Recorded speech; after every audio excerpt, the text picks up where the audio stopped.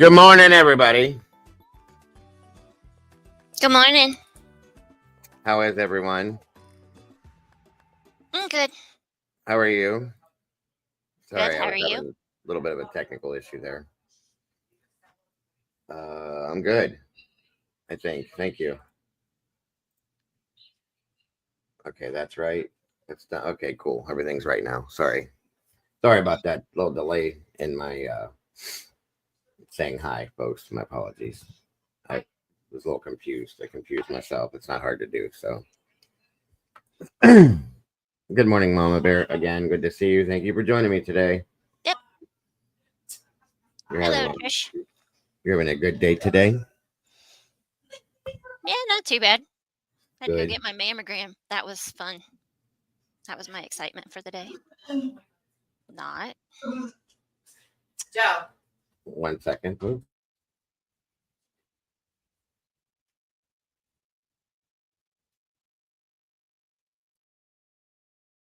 Hold on a second. What's up? You're gonna try these, and I want everybody to see your reaction. They're candied grapes.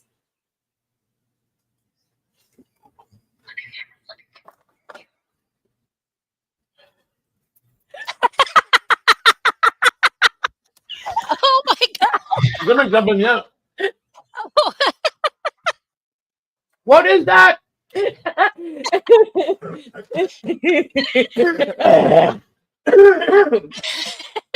I just threw up. Mm. Mm. It's good. Oh She my gave it to God. They're sour. They're Stop. sour grapes. It's a fruit riot. Oh my gosh, that's awesome. Never do that Toe again. clipping that. Oh.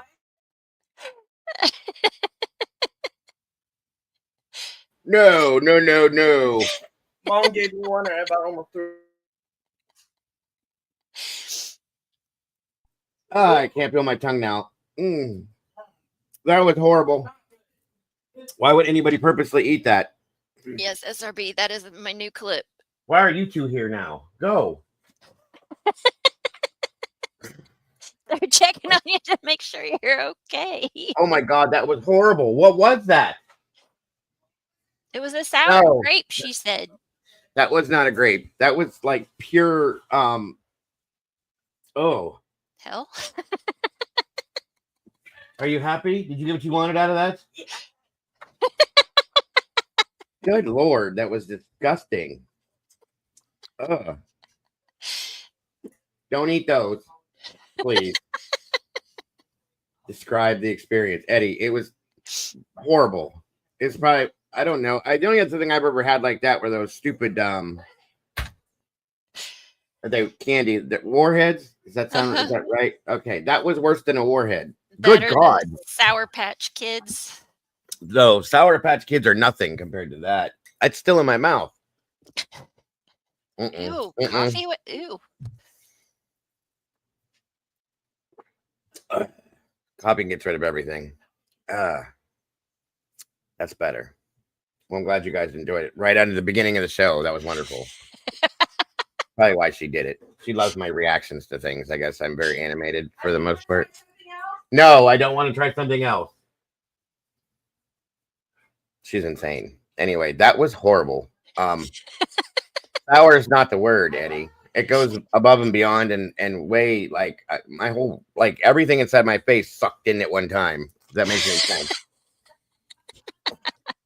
That was the most sour thing I've ever had in my life. Ugh. Still there. Who the hell's gonna eat a whole bag of those?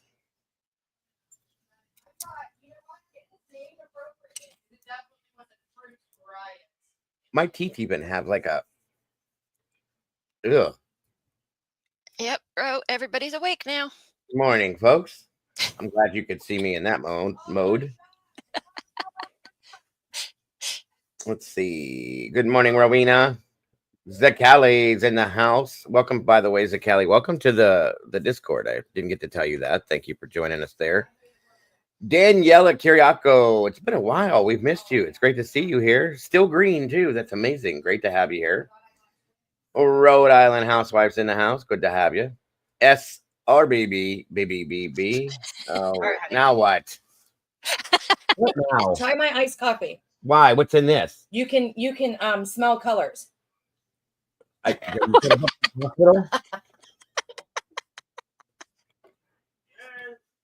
Do you like it? No, Take another sip. no. What? Are you trying to give me a heart attack or what? I'm telling you, I'm gonna have my own damn podcast, and it's gonna be like, Mikey. Give it to Mikey. He'll eat anything. It's gonna be Joe. No. No. That was Brady. What the hell? Why are you drinking that? Can I be your co-host? Absolutely. Listen, even if we have 5 subscribers, it would totally be worth it because we would laugh all the time. What is it? What is that? This is disgusting. So I messed up myself. So you'll find that funny.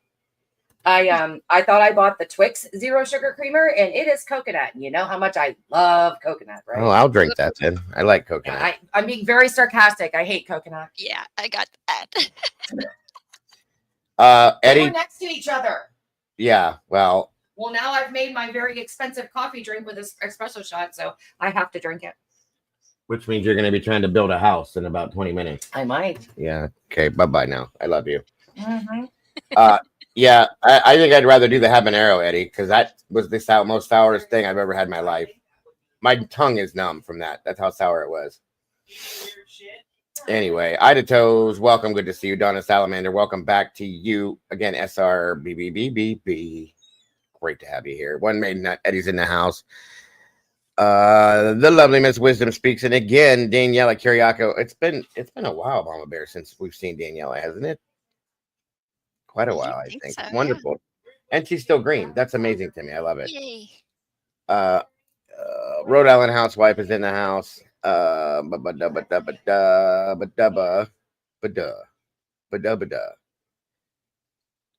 Miss Wisdom speaks. Always a pleasure. Dagburn, Johnny Gobble's dead floozy mother's in the house. Welcome back. Yay. Brandy B, that OG in the house. Good to see you, Brandy. Oh, it's still in there. Ugh. Jesse Jewel, what's happening, brother? Good to see you today. I hope you're having a great one. Oof. Trish Crow, wonderful to see you today as well. Thank you so much for joining us. Miss Rowena, yes, we saw you. We saw you. Trish Crow. Okay, I think I got about everybody in. Look at that. Happy Digoversary to you. 26 months. I think it's a little longer than that, though. I swear you guys that all came in here at the same time are just a little bit more than that. Probably. Well, I was just at 30, so she may have been a couple months behind. I'm not sure. Are you sure? Because I thought you guys all came at the same time. You, her, Molly, Tomboy. Pretty close. I don't know that we all said, "Oh, here we are." But Maybe, we might have. maybe I not. don't know. Either way, Wisdom, you know we love you. Grateful that you've been here this long. And I know it's been longer than 26. She's probably, because I'm telling you, I was just saying the other day, you guys, some of you guys are closer to 3 years. So it is what it is. It is what it is. We know the truth. That's all that matters. The fact is that you've been here that long. That's all that matters. And we love you to death. We wouldn't be here without you. And we wouldn't want to be here without you. So thank you so much for being in this community, in this family, part of this team for as long as you have. God bless. You know we love you. So, yeah. I think actually you broke 24 months too. You and Cassie both SRB is my opinion. But Meg P, welcome. Good to see you. I'm glad you guys got a good laugh this morning. Oh, that was. Get rid of that taste. I think that was probably the best. That was horrible. Yes, almost. I thought it had been a while. Well, we missed you too, Daniela. Wonderful to have you back. See all these new faces that aren't new, all these older faces coming back, and I love that. I absolutely love that. And the new faces. Oh, sorry. We still have a bunch of new people coming in, guys. We broke. It just keeps growing. The subscriber number keeps going. Lance Wolf Nation. What? Oh, We having a class reunion today or what? Good to see you, brother. Another one we've missed. Wonderful to have you here. Welcome to the morning show. For those of you that haven't been here in a long time, We've been doing the morning show here for going on a year now, right? Probably. Yes. So we do things a little bit different on the morning show. We do a variety of things on Tuesdays and Thursdays just to see what's going on in the world. And then on Monday, Wednesday, and Friday, we do Coffee and a Cold Case, where we pull up a cold case that needs to have some attention, that hasn't had any attention for a while, to try to get some stuff going on with it. It's wonderful to have you back, Lance. So much. So happy to see you. I hope you're doing well, brother, and I hope you stick around. We really have missed you, sir. Yes. Lance was one of our original, when we started off in the true crime community, Lance was probably one of the first ones here, guys. So it is great to see you, bro. We'll have to get you back in the sauce, brother. Hopefully somebody will gift the membership and you'll pick it up. And we'll have you back in there, buddy. Let's see. Did I miss anybody else? I don't think so. Wow. Danielle and Lance. It's like a class reunion today. And literally, it's been like almost a year since we've seen Lance, too, isn't it? It's been probably closer to 2.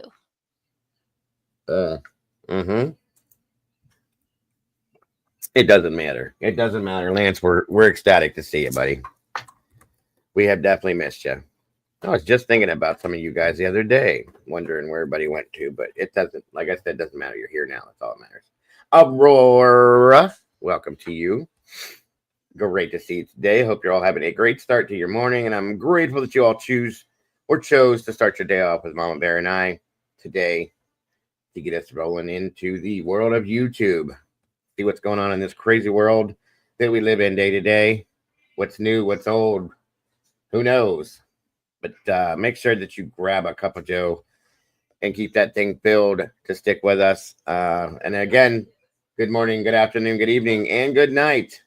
Wherever you are, whoever you are, I hope it's good for you, because it's great to be here with you guys. It really is. I love this platform by far the best. Thank you so much. I appreciate that. I love when you guys say that, because that really makes it feel like I'm doing good. I'm doing the right thing. I love seeing those things. I really do. And don't forget, you guys, please and thank you. More importantly, to hop on over to this beautiful lady next to me's channel. Hit that like button, subscribe if you have not yet, please, and hit the notification bell so you don't miss a thing. And it's pinned at the top of the chat, like always. And please, let's help to get Mama Bear's channel up where it belongs. I really appreciate that, guys. I broke 1,000 public watch hours. Finally. Wow. Just got 2,000 more to go. We'll get it there. We'll get it there. I know. That went up pretty quick, though, from the last time, didn't it? Let's see. You were at what, 5 or 6? 5 or 6, I think, when like 2 or 3 weeks ago. Okay. Well, So, I mean, it'll. not drastic, but I think once you get in higher numbers, at least that's how I remember it here. Once I started to get into the higher numbers, it climbed faster because you're getting more views per se. So, yeah. What's your subscriber number at? 517, I believe. Okay, we'll get that moving too. Yeah, I mean, it's been slowly going up. I've noticed over the last few days or so, and I'm like, I haven't even been. Whatever, works for me. Well, in your defense, though, you'd have been neck and neck with me, if not ahead of me, if you would have been able to do it like I was doing it. You were working a full-time, part-time job, as I called it. Yeah. And being the Mama Bear and everything else that you have to do, plus being here and helping here, doing a lot here. And so it's hard to concentrate on your stuff when you were doing all that. So, yeah, we're going to make sure that Mama Bear gets her channel where it belongs. Thank you, Donna, for that. That's amazing. Appreciate that very much. 35 peeps in the house now. 19 likes, guys. Thank you. Let's see if we can make that match. And again, please don't forget to hit Mama Bear and hit the like button over there. Again, if you're not subscribed to Mama Bear, please do it. What's wrong with you? What's going on with your life? Come on now. Thank you, Aurora. Appreciate that very much. So like I said, today, guys, we're going to be looking at a multitude of different things and see what's going on in the world. Crazy, not crazy, funny, not funny, sad, bad. It doesn't matter. We're going to check it out, see what we come up with. And hopefully by the end of the show, I get you guys out of here with a smile on your face, as we always try to. That is my my goal by the end of the show, because we look at some horrible stuff in here, guys. And then, of course, I do run that new segment now where we put a little positivity because there's so much negativity going on. So I try to run that now too. And that's the show for today. So you guys have a great day. We'll see you soon. Bye-bye. Bye-bye. I'm just kidding. Miss Paula's in the house. Speaking of positivity, this lady here, you guys, every single day puts a positive comment out to get her day started. And I absolutely adore her. And I'm grateful that she's in this community as well with us. And the rest of you amazing people. Yes, great video, Mama Bear. Thank you so much for that. Which one? Hold on a minute here. See if I can pull it up here. Oh, the Crooked House one? Yes. Okay. That's the one I'm talking about. Miss Sherry said something about hold on a minute. Sorry. I'm behind. I might. Was The it? justice for Kimani Lateef. Oh, okay. I was gonna say there was that one, and then last night, The Crystal McCrory Jones. yeah, for Jana. That's awesome. Miss Jana, another amazing part of this community. We love Jana to death. Has been through so much with her sister, Crystal McCrory Jones. So thank you for putting that out as well. Guys, Yeah. please go like those videos. Please and thank you. The Crooked House one we did the other day. Last time Mom Bears with us was an amazing story. Vicky Harrison, it is a class reunion. Wow, it's great to see you too. Thank you for doing it. Wisdom. Yes. I'll shut up so you can talk. I'm sorry. No, I you're always do fine. that. I just wanted to make sure to tell her thank you. Yes. Captain Jenks is in the house today. Good to see you, brother. Thank you for joining us. This is our channel chef here. This guy swears up and down he's not a chef, but he sure does put out some interesting recipe thoughts. Let's see here. Brandy B. Good to see you. Did you see the photos of Brandy's new house? Yes, I did. It's awesome. I think I like that one better than the first one. I think I do too. Uh-huh.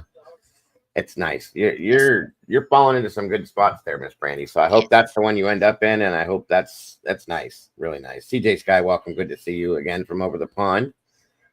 All our UKers and people we have coming from all over the world, you guys. That's pretty awesome to me. Thailand, UK, Australia, Norway, Finland, Poland, South Africa. I love it. You got the help. Congratulations, girlfriend.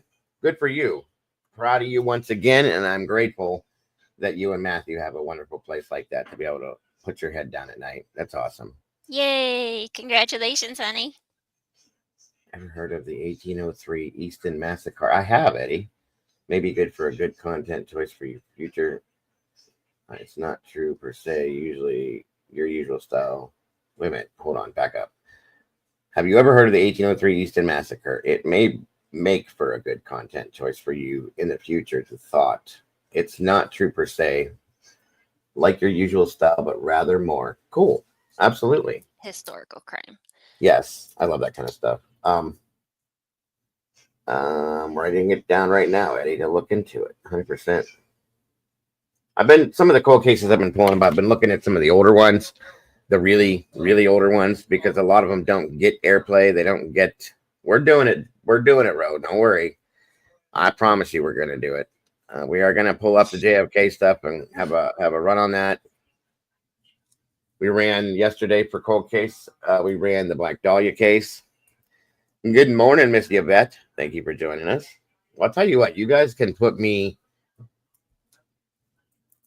you guys have done it more than once. You can take me from a bad place to a great place, from a bad mood to a great mood every time. It never fails. So I got to thank you guys personally for that. You're Truly. welcome. That goes to all of you. And I appreciate it, Mom Bear. I appreciate it. Anybody that's having a bad day, all you got to do is come in here to this amazing community and it will flip you upside down. That's a fact. Thanks again, Eddie, for that. I wrote that down. That's a good point. I have heard of it. I don't know details, but I've heard of it. So let's see. We got 43 peeps in here. Again, guys, make sure to hit that like button over there on Mama Bear's side. The link is pinned at the top of the chat. Please and thank you. We got 27 likes, 43 people. We're getting there. We're getting there. Oh, I'm Speaking sorry, of Donna. cold case, did way back in the beginning, did we cover Marina Bolter? Marina Walter. Bolter. She's from here in Indiana. It sounds familiar, but I can't tell you When for I was sure. reading it, it sounded familiar, but I don't know if I just read it and like took notes way back when and planned to and just never got around to it, or We may have. We were So way here in way Indiana. more. Yeah, we. I know we've done some stuff in Indiana purposely. Mhm. It's a was it let me see. There was January was like the oh shoot, where's my paper go? I know we were way more disorganized back then. So Yeah. we don't, you know what I mean? We didn't have as many things locked down, but Donna says she's from Indiana too. Awesome. End of the line. Welcome. I love your optimism. It's where well, that's wonderful. Thank you. See, that is my point. I'm telling you, I'll be honest, and you can ask Mama Bear. I'm not just saying this right now because of this. I was in a kind of a crappy mood this morning and yesterday. You know what I mean? And since we've been in here this morning, it's already completely flipped 360. So thank you guys for that. It absolutely is a fact. And I've said this before for over the past 3 years that if I don't come in here and do this at least once a day, I don't have a normal day. This is what makes my day go the right way. Oh, she's about an hour from Delphi. Let's see. Yeah. Stay away from Delphi, please. Yoy. See, how far am I from Delphi? I forget. I hope far away. You don't say. Okay. Listen, smart butt. Speaking of smart butts, where's Kathy at this morning? Her kiddos aren't feeling too great today. Are they both sick? Yeah, Libby was coughing this morning. Aw. No. Yeah. Poor Cass. She can't get rid of this stuff. Her and her husband had it, and now the kids had it. I know Lincoln wasn't feeling good yesterday, but not Libby. Little Liberty. Yeah. No. That's not. We cannot have that. We can't have that. Hold on here. I'm trying to make sure everybody got their notification. Maybe.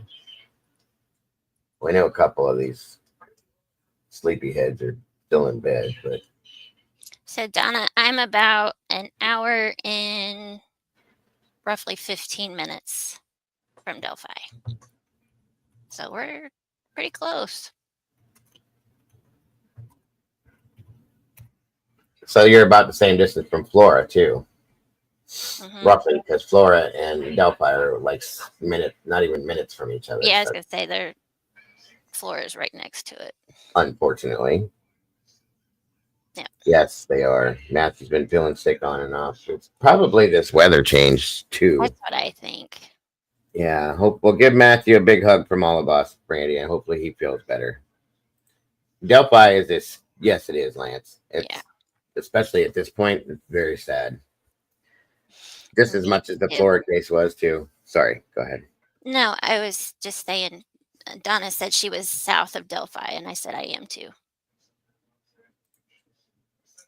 End of the line says the other side of the world, but minutes away, and that's what it's such a great thing about this is that, like I was saying, we have people that are coming in from all over the place: Australia, the UK, Finland, Poland, South Africa, and we're all just right here with each other. I love that. I love it. We got some Aussies in here. Awesome, Donna. I am on the west side for right now. If you guys want to throw where you're tuning in from in the chat, especially some of the people that haven't been here or are newer, you're welcome to do that. We love seeing that. That's how we know where everybody's at and keeps us all together in one big family. I love that. 46 peeps in the house, 30 likes. We're catching up, you guys. That's awesome. All right, let's see what's going on out there in the world today. I know Mama Bear has graced us with some more of this crazy stuff. We'll get to that a little bit later. You gotta love it. Stupid criminals, guys. There's so many of them out there, and those ones were killing me the other day. All right, let me see. Where are we going to start? Where are we going to start? So much stuff to throw up there.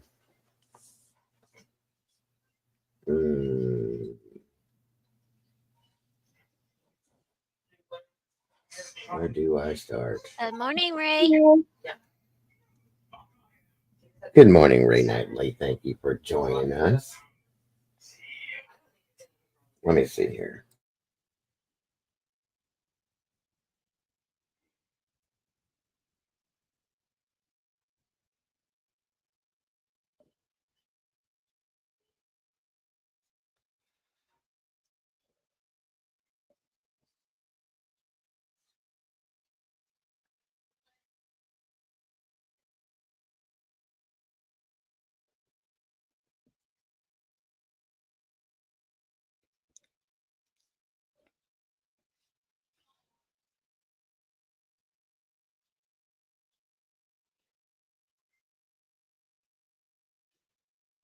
All right, bear with me, guys. The thing's dragging again this morning for some reason. I don't like it. Can't wake up in the morning or something. It's crazy.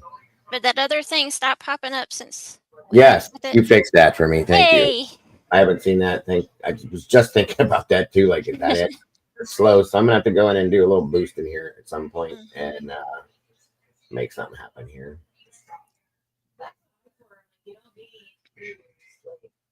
Okay, so There's Miss Alicia.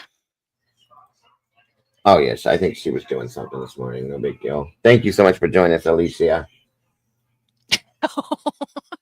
Alicia, sorry. Don't ask me why that came out like that. Morning, Minnesota. Eddie's tuning in from Minnesota. CJ's in Australia. That's what it was. Okay, so there is one of our Aussies right there. Minnesota. I love saying it like that. Of course, Cap is the Jersey guy in the house. Miss Wisdom said the 803. Beckles is in Arizona. Welcome, Beckles. Good to see you. Lance, of course, is here in Ohio, the greatest state of them all. Just kidding. Wow, Vicky, you're from Indiana too? Brady B's in the Arkansas. Oh, yeah, I didn't know that. Vicky's in Indiana. We got a lot of Indiana people in here, too. That's crazy. That's because we're awesome. Ah, well. Despite Carolina. Delphi. I was going to say, let's take Delphi out of that and then say that again. Yes, you're right. Upper Michigan, Miss Alicia. You're okay, Alicia. Don't worry about that. I understand, Brady. No worries. You do what you got to do. Melbourne. That's awesome, CJ.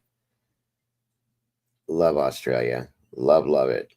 Always wanted to go to the reef and the outback just to see what it's all about. Whatever, you want to go see them giant spiders. The hell I do. That's why I don't want to go. The only reason why. David kept saying, "We'll get you over here, Dago." Well, guys said, "No, I don't know, David. Not after seeing that you can put a leash on a spider and walk it around down there. No, I'm good." What else was it David was talking about? Drop bears. Yeah. That's a joke down there. That is a drop bear. Rhode Island housewife. Good to see you, dear. Thank you for being here. Indiana Hello, too. end of the line. Yes. Australia too. Love our Aussies. Got me stumps from Alberta, Canada, up north here. Tanya Jordan, welcome from Portland, Oregon. That's awesome.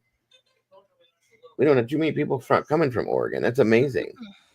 Wind Maiden said, with the Daga, the Texans could argue with you about that 100, right? We got some Texans in here too. And Tandy and Tomboy Charm are from Texas, and a couple other peeps, I believe. I call Texas hell. That's what it is to me. Too hot. Too hot. We don't like our heat like that. Not at all. I'll deal with our bipolar weather here in Ohio before going down there. Hello, Summer. Summer Thunder coming from. We got a Jersey girl in the house. That's awesome. Brown Eyes, welcome from New Mexico.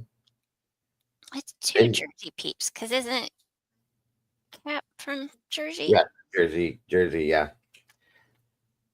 New Mexico here. Been here since before you started your channel. You were coming into what's name's chat.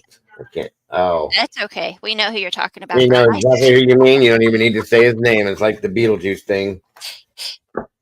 Yep, I heard it was coming, SRB. So it's sunny here now, but gloomy at the same time. So I go fix it. I got a thing on my phone, something about thunderstorm warning. I was like, you know what? Just stop. Mm-hmm. It's sunny on one half of the sky and it's black on the other side. So it's coming. Don't worry. If I disappear, you guys know why. Thank you, Stitches. Appreciate that end of the line. I really do. I love us together too. I think we bounce off each other very well, and I wouldn't do this with anybody else. I promise you that. Mama Bear's amazing. Are you north, south, east, or west? Just curious. Awesome And stuff. Stitches, I got bounced. Had to find you again. What? That's what's been happening to people. They get knocked out of the algorithm. Well, they get what do you call unsubscribed from the channel, bounced out of the algorithm, and then have to come find it again. It's crazy, guys. So if anybody is supposed to be subscribed or you choose to be, and you go check to make sure you are, because that's been happening a lot. Yeah. Yeah, he's been actually, that knucklehead has been banned from YouTube, is my understanding. And he came back under a different name, but did he? he's on TikTok. I think he's mostly on TikTok. Yeah. We're good. Yeah. We're good right here. South Coast, Australia, East Coast. Okay. Where's Miss oh Lord. Oh my God. How did I forget her name? Lisa is from what is it called? Victoria. That's it. Thank you. I was like, Victoria? Victoria, Australia, yes. And then my friend David is from Perth. So it's probably where you're at. I might be wrong with this end of the line, but it's 11:59 here now. So it should be right around midnight where you're at, if I'm right, depending on where you're at there. Nice. He was a creator way back when. We're not going to mention who. Thank you again. Yeah, it's like Beetlejuice. You don't want to say it more than once. Thank you, Brown Eyes. I appreciate that. I try my hardest. I really do.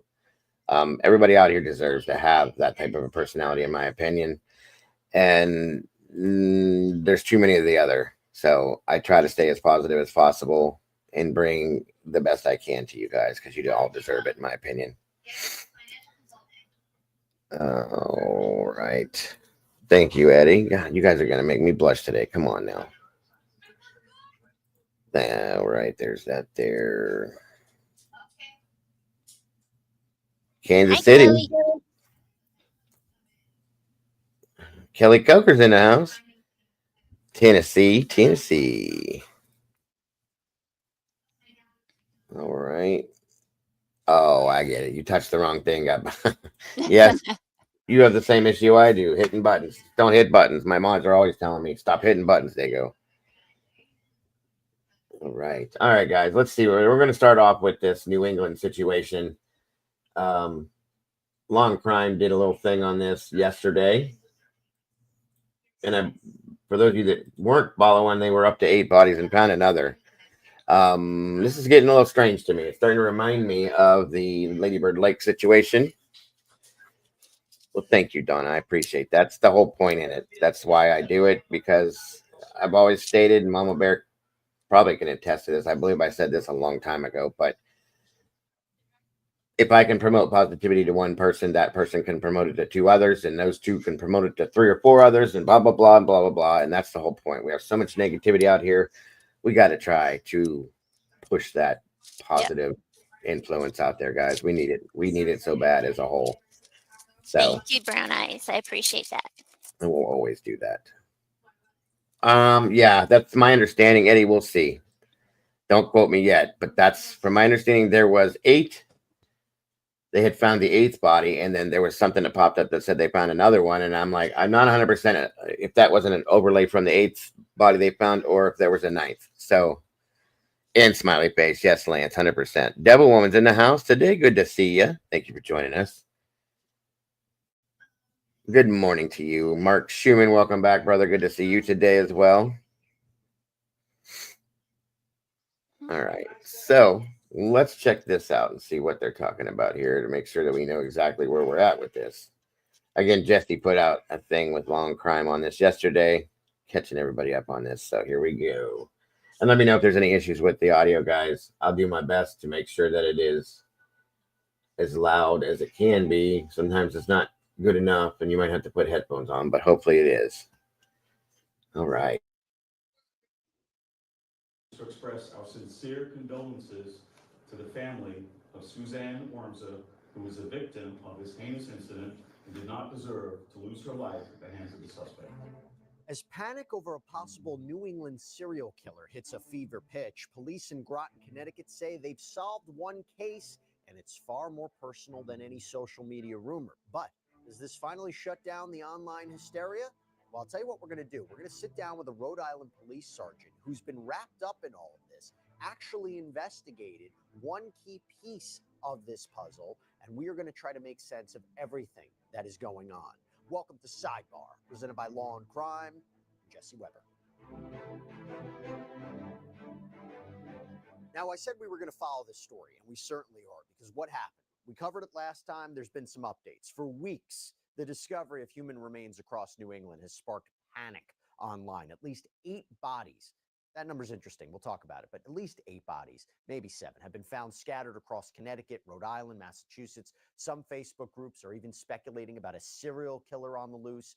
But in Groton, Connecticut, police were quietly piecing together what they say is a far more personal tragedy: the brutal murder of 58-year-old Suzanne Wormser, allegedly at the hands of a man she once lived with. On April 25th, police announced the arrest of 68-year-old Donald Koffel, charging him with Wormser's murder, tampering with evidence, improper disposal of a body, and those gruesome details that were outlined in an... Good God, this guy looks like he's on his deathbed. He killed someone? Jesus. Welcome, Moonlight. Good to see you today, dear. Good morning to you. arrest warrant obtained by Law and Crime. They reveal an alleged calculated and horrifying crime. And we're going to get into those details a little bit later. But with one suspect in custody, the bigger question now lingers. Does this officially shut down the rampant speculation about a New England serial killer? Does that put to rest all of these rumors? Maybe, maybe not. Groton police insist their case is closed. Wormser's death was a targeted crime, they say, not the work of a shadowy predator. Yet multiple other bodies have turned up across the region since March, with each discovery fueling social media questions, true crime speculation, panic theories about a killer or killers. And despite the online speculation, law enforcement agencies across New England, they're adamant there is no evidence connecting these cases. And that's according to reporters for Rolling Stone magazine who contacted departments in all affected jurisdictions, receiving consistent denials of any connection between the deaths, except for the Rhode Island State Police, which it appears didn't respond to the request for comment. Norwalk Chief of Police James Walsh told the Rolling Stone, "There's no evidence to support the fact that any death investigation of Norwalk is related to a serial killer." In New Haven, Connecticut, where 60-year-old Denise Leary's remains were found in some brush behind a home, police emphasized that there were no signs of foul play, saying there's no indication that the woman's remains found in New Haven are the result of a homicide. Denise Leary was suffering from some mental health diagnosis, and her remains were found near where she lived. The Office of the Chief Medical Examiner performed an autopsy and was unable to establish an exact cause of death. The Town of Groton Police Chief Louis Uzzaro directly addressed the social media frenzy, saying there's multiple agencies investigating different parts of this. What I can tell you is there's been multiple incidents, including some that we've investigated involving missing people, that folks on social media seem to perceive as a serial killer. I can tell you we don't have any evidence of that. Regarding the Wormser case specifically, the City of Groton Chief David Burton had this to say. So we have databases that the state agencies as well as ourselves participate in. Those databases did not result in any information coming back to us to say that anything was related. In addition, we monitor the same sources as everybody else does in the community. When individuals provide information from out of state, and we can contact those police departments, we reach out and talk to their investigators to find out if there's any link. We have no information information that links our incident to anything else that took place within the state or outside in the surrounding area. But the rumors of a serial killer truly reached a fever pitch when an anonymous post in a Facebook group, originally named New England Serial Killer, claimed that bodies were buried at Scarborough Beach in Narragansett, Rhode Island, sparking police efforts to search the area with cadaver dogs. That page, which has apparently since lost its name for an unknown reason, according to a post from the group's administrator, has garnered more than 67,000 members. And that is what brings me now to bring on our special guest, the sergeant himself who investigated these claims, Sergeant Brent Husman of the Narragansett Police. Thank you so much for coming on. Really good seeing you. Appreciate you taking the time and also the great work that you and your team do. So let's start here. What did Narragansett Police find and how did they come to begin this investigation? So what we found was nothing. If you want the too long didn't read, that is what we got from where we searched. But now let's backtrack to how we got the case. Over the Easter weekend on the 19th, we were contacted by multiple people via email, phone call, Facebook on its messenger. We were advised of some ominous posts in this New England Serial Killer Facebook group and their sister Facebook group. They were all anonymous and they were definitely eerie, almost poetic-like. And they alluded to bodies being buried at the northern part of Scarborough Beach, which is known as Black Point. There are ruins of a carriage house from the Gilded Age there, known as the Windswept Ruins. And there are alleged to be 6 bodies buried vertically facing the water. And it was definitely ominous. It was worrisome for multiple people. Dozens contacted us over the weekend. So on Monday, when our unit came in, we hit the ground running. We contacted the administrator of the Facebook post. We received screenshots of every post, some of which were deleted at the time, but she already had screenshots. And we began to kind of piece it together, read it over, and see really what we were dealing with here. As you know, anonymous Facebook posts are never really anonymous. The group admin could see the name of who posted it, and it appeared to be more of a basic account with no personal information, what some refer to as a troll account or a burner account.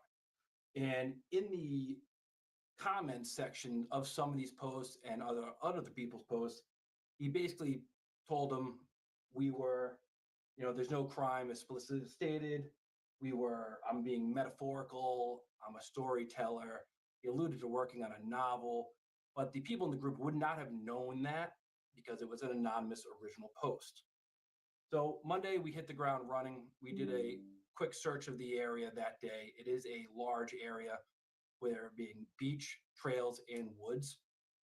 So we felt it would be best to get cadaver dogs to search the area as well. So we coordinated with the Rhode Island State Police for a Wednesday search of the area. I had my 3 detectives go down with their 2 dogs. They independently searched the area one by one. They came to the conclusion that there was no indication from either of the canines of any remains in the area. But so what we basically had was maybe a half cockeyed confession, but with no bodies. So we didn't believe it was credible information, but it was definitely worrisome. And there was a lot of community concern about this. To have potentially 6 bodies buried in town would be a shocking, horrifying discovery. So it's something we wanted to get out there and kind of make sure it wasn't anything. I'd rather do something and go over the board with the search than not do enough and it be something.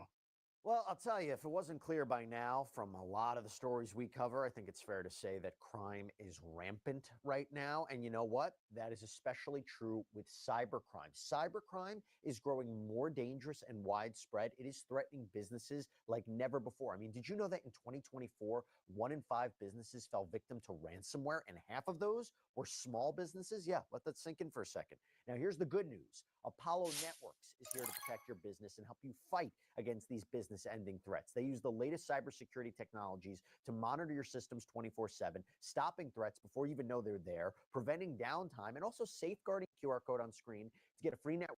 The group administrator herself is very vested. You know how these rumors spread or anything like that? As of right now, we're not Sorry, looking at guys. charges. Nothing is pending. The group administrator herself is very vested and and emotionally tied to this. She has a deep passion for it, and she was very helpful. Okay, good. That's good to know. So let me ask you the general question now.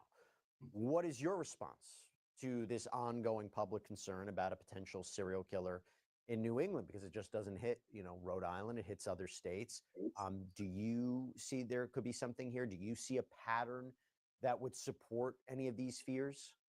So first thing, this has definitely hit a fever pitch. Everyone that I know has basically asked me, is there a serial killer?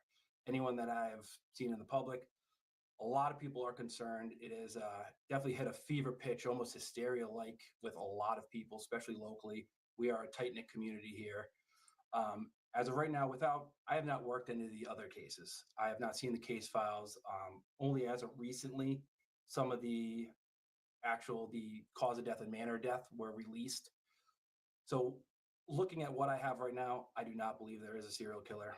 Unfortunately, addiction runs rampant with some of these bodies that you do find out in the wilderness, by the woods, trails, water. Homeless people do tend to live in these types of areas. And unfortunately, self-harm is still a large problem in our community. The other aspect of it, the arrest was made in Groton.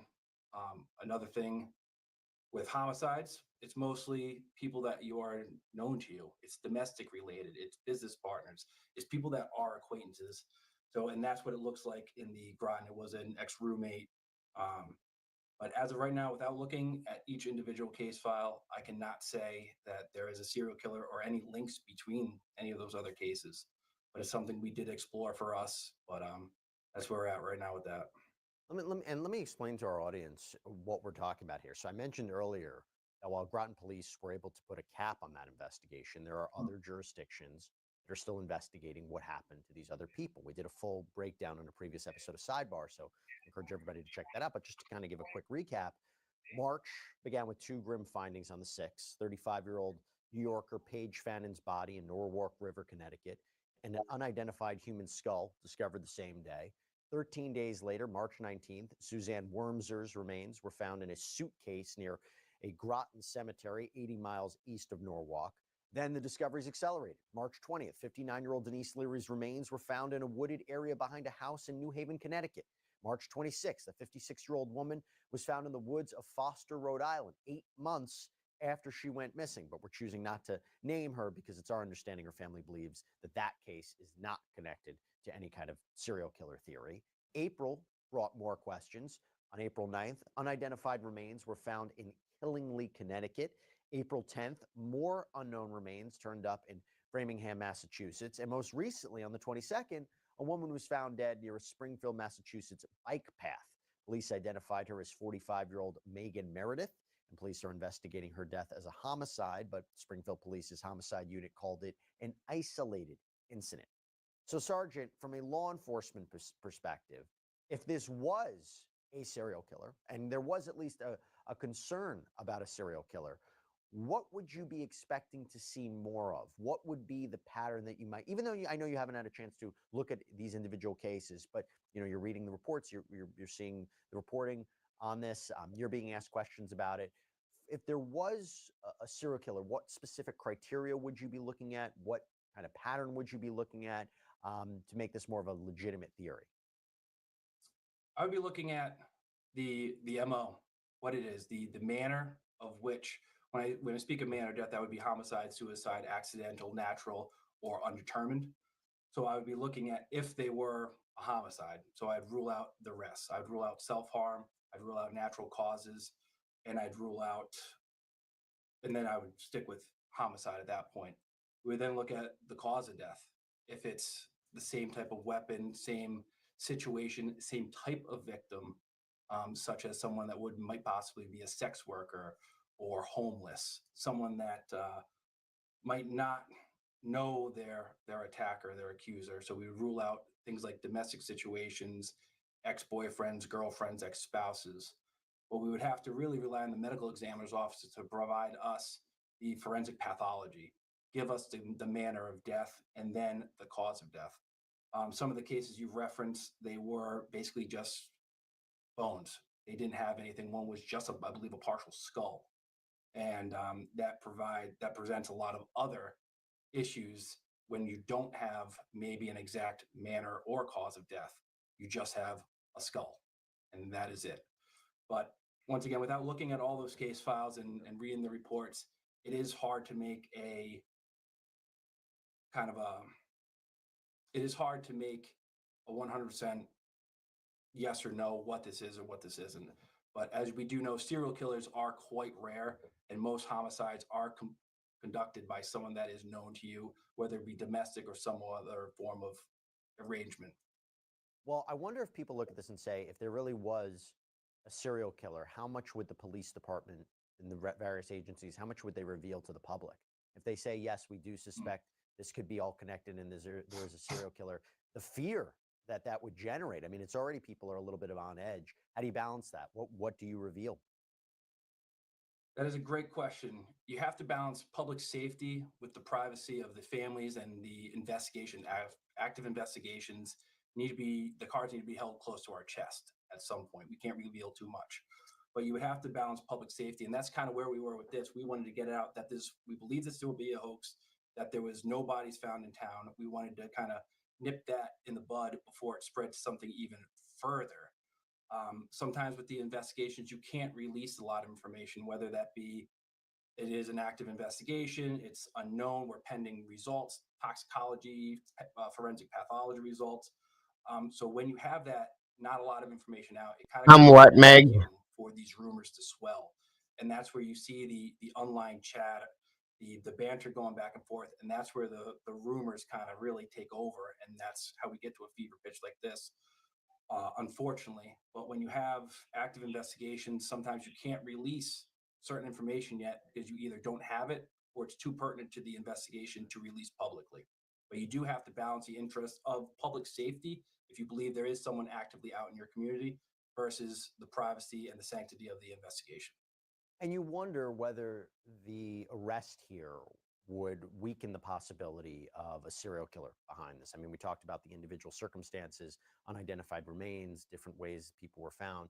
And I actually want to go back to this. I want to go back to the arrest that rocked Groton, Connecticut, and now has put a new kind of a new factor to consider in all of this. So 68-year-old Donald Koffel now stands accused of murdering his roommate, Suzanne Wormser, whose dismembered remains were found, police say, just 800 feet from their shared apartment. And the city of Groton chief, David Burton, broke down the apparent timeline of events to the media. Both the victim and the suspect knew each other, and this was a targeted event. Let's go over a timeline. On 3/19/25, we responded to a crime scene at Colonel Ledger Cemetery where the victim was located. Detectives I did, Meg. I said some of them. in the area and checking for video coverage, which could assist in uncovering what had happened along with establishing a timeline. Additionally, follow-up was performed and on leads that were received via the department's social media page, as well as calls placed to the department by community members. This included contacting other police departments in surrounding states to research whether or not the reported incidents were related. On 4/11/25, a tip line was established, which began to receive additional information. And on 4/16/25, a tip received from a concerned citizen provided a possible victim identification and led us to Allen Street. On 4/17/25, Thank you, Wisdom. Allen Street residence was searched, and another crime scene was discovered and processed. This resulted in the initial identity of a suspect who was interviewed at that time as a person of interest. On 4/18, Meg said, I take it these people were either not reported missing or all from the... Some of them weren't reported missing. If I remember right, there was a woman and her daughter that weren't, and there was... I can't remember the exact situation for the rest of them, but in some senses, yes, that's correct.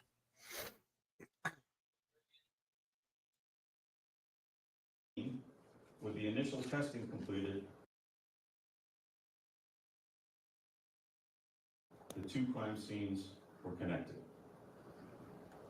On 4/22/25, The suspect was interviewed for a second time, and on the same day, a witness came forward with specific details about the crime as told to them by the suspect.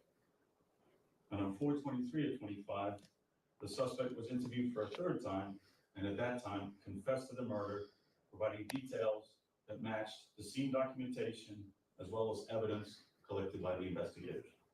Now, these chilling details from the arrest warrant reveal an alleged calculated killing and disturbing cover up. On March 19th, a witness reported a foul smelling black suitcase near Colonel Ledyard Cemetery. The police made a horrific discovery. The warrant reads, officers manipulated the suitcase to expose the content and discovered it was a female human torso that had been wrapped in a black trash bag.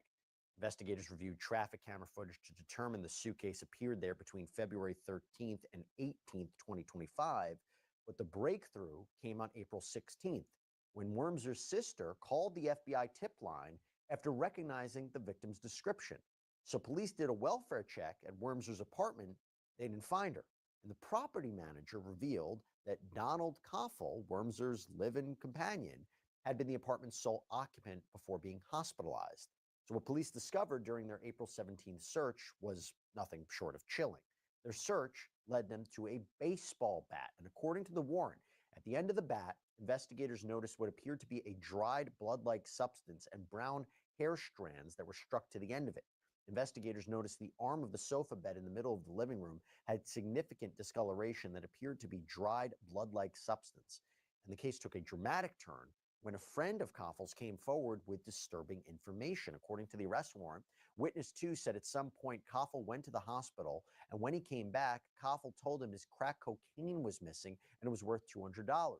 Witness 2 said Koffel told him the female resident of apartment 161 stole his crack and that he was going to kill her. Witness 2 said about a month or two later, Koffel came back to his house and told him they were not going to see the lady again and that she was gone. So confronted with DNA evidence and the witness account during questioning, Koffel's denials crumbled. And he eventually apparently confessed. He allegedly told police, all right, man, I did it. I hit her in the head with a bleeping baseball bat and it cracked her bleeping head open. He also told police he kept her body in the apartment for a little over a week before dismembering her and disposing of her remains. He was arrested, charged with murder, tampering with evidence, improper disposal of a body. He's looking at life in prison if convicted. Sergeant, I know this is a factor in this case, and I kind of laid it all out. What do you make of this development? And That's again, crazy. End of the line. You said before how some of these crimes are personal, and they know. Thank you, Wisdom. But just your overall thoughts on this and the details of this alleged crime. It is a disturbing case, and it does draw attention to the fact that domestic violence is so prevalent, and it's such a major concern. When people are close to you, those can kind of be the most violent situations that we walk into as police officers, and that definitely proved this head reading the arrest warrant from Groton Police. It definitely draws attention, I would say, away from the serial killer aspect. It makes it much more personal and personally much more concerning when it is someone that you share a room with, you share a life with. And just final thoughts, what would you advise everybody who's looking into this? We're going to stay on top of it as well, but what would you advise everybody who's trying to find some answers as to a possible connection or just the circumstances behind the deaths of these individuals? I think it's very important that we remember each individual body that is found was a person. They have parents, they have loved ones, they might have children, coworkers, neighbors, people that care about them. So never remove the personal aspect from these cases. Each person was an individual, and we have to remember them and their life. So remember that when you're posting online, when you're talking about it, you are talking about someone's family, and their family might be reading these posts, concerned, following up. Hopefully, we are starting to quell the public fear of a serial killer, because it is, as you said, reached a fever pitch. It is a main concern right now. And when you're looking online, you have to be cautious when you read anonymous posters on Facebook. They are doing this for a reason. They are looking to get a rise in a desired reaction from these groups. When you post to a group like the New England Serial Killer Group, I know their title is now gone, but when you post to a group like that, you have like-minded individuals that are all looking for answers right now. And sometimes there is a confirmation bias when you read these, that you have a conclusion in your head already that there is a serial killer, and you're using whatever information, what logical hoops you have to jump through to get to that conclusion that there is a serial killer. So with that said, be mindful of what you read online and be a little bit cautious and do your own research. And if people have legitimate information, though, right, they want to help, what would you encourage them to do? Because sometimes the community can really be quite beneficial in these ongoing and unknown investigations. I've said it once, I'll say 100 times, nosy neighbors will help solve crimes. We'd rather have the information as a police department than you not give it to us and hold it to your chest and it comes out later on. We always rather have the information. Contact us, email, non-emergency dispatch line, anonymous tip line. Police departments rather have the information. That way we can use it, see where we are, and follow it if need be. But we always rather have the information. Send us your tips. Don't hold it to your chest, and get it out there to the police departments or your local authorities. So for now, Mr. Koffel is being held on a $1 million bond. His next hearing is scheduled for June 10th. People will continue to look into this. We're going to stay on top of it. But listen, Sergeant Brent Kuzman, really thank you so much for the time.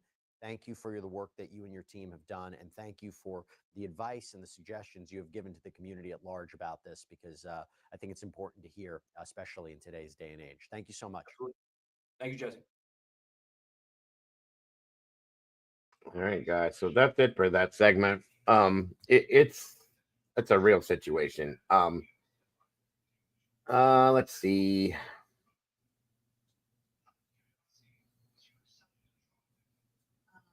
It was 7 bodies in 2 months, and then the 8th body, I believe, I believe. Don't get me, quote me, okay.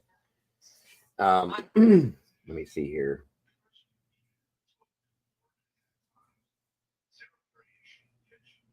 That's what I believe. That's how I think it went down. Yeah. And I think that's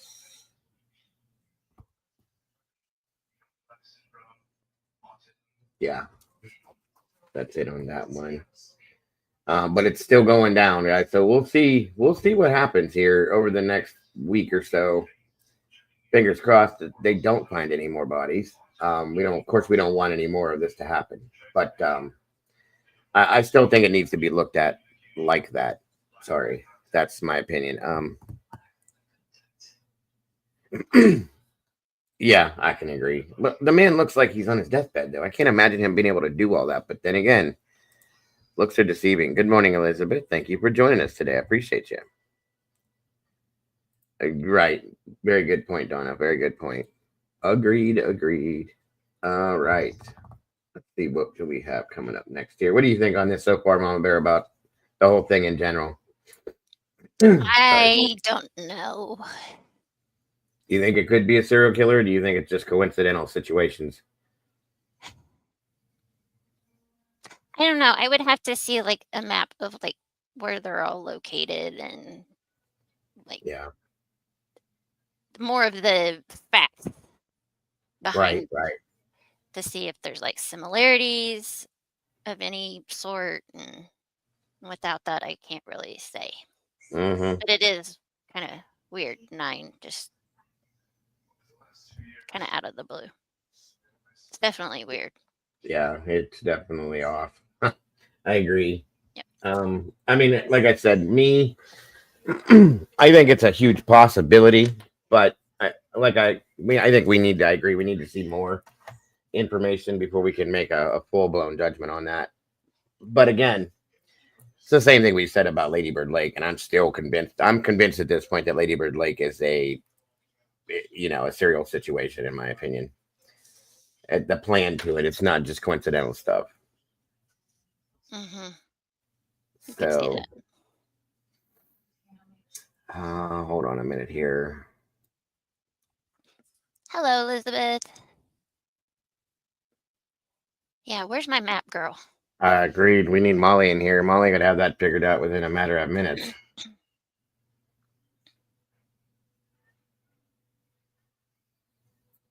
All right, guys, give me a minute to load up the next segment here. Like I said, my apologies and thank you for your patience. doing its own thing, taking forever to load. I don't know if it's the signal, if it's the system. I don't know what it is, but we'll figure it out here. Just thank you for your patience.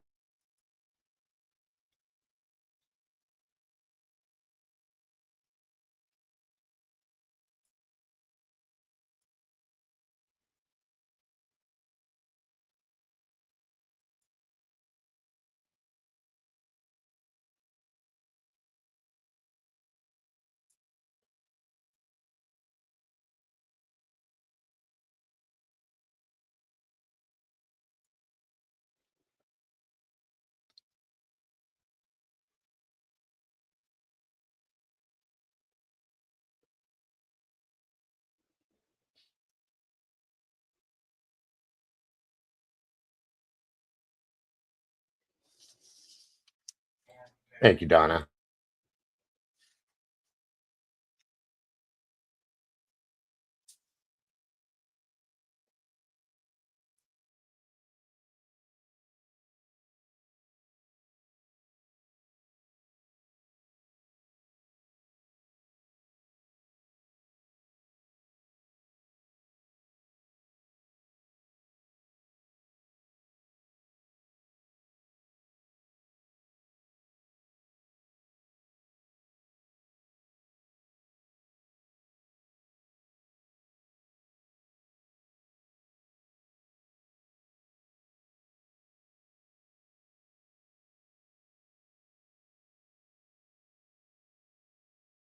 Lord, this is taking forever.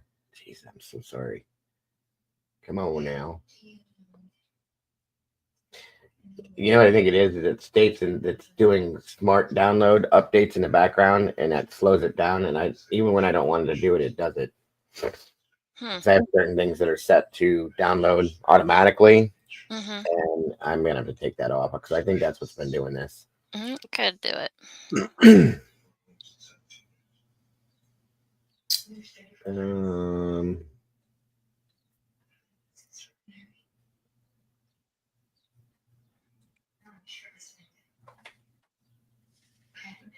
I'll be right back. alrighty, sorry.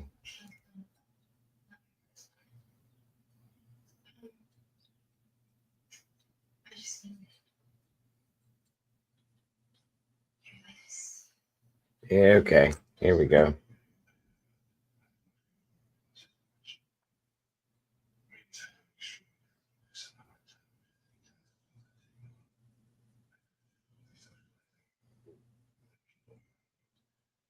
Good Lord, maybe I have all this stuff prepared and it's still not running. Thinking it would be okay, but it because that thing keeps slowing it down. No matter how many times I get rid of it. That's why it does it in the morning and it doesn't do it in the afternoon. It's crazy. Okay. Are you gonna work for me now? Come on.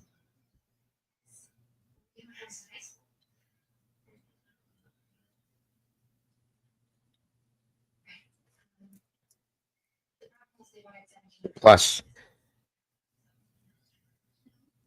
yeah, wisdom. That's exactly what it's doing, and I keep stopping it, and it keeps going back in. I'm gonna have to change settings or something.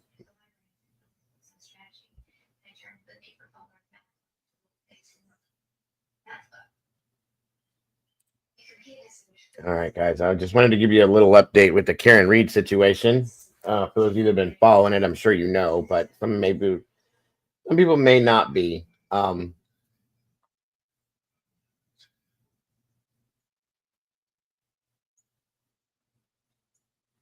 All right, it's loading now. It wasn't loading there for a minute.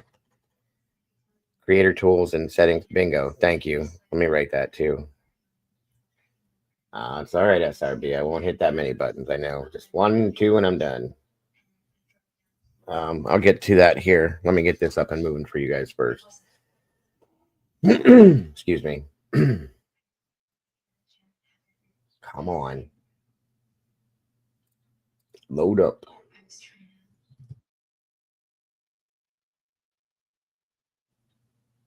Okay.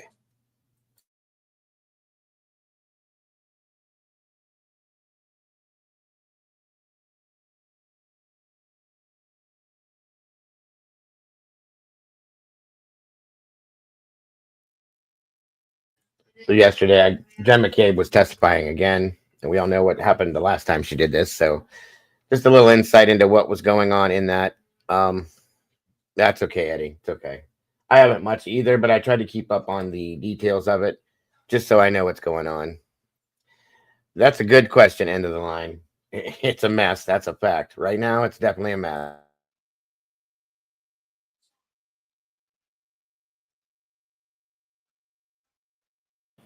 Ms. McCabe, you testified at a grand jury in April of 2022, did you not? I did, yes.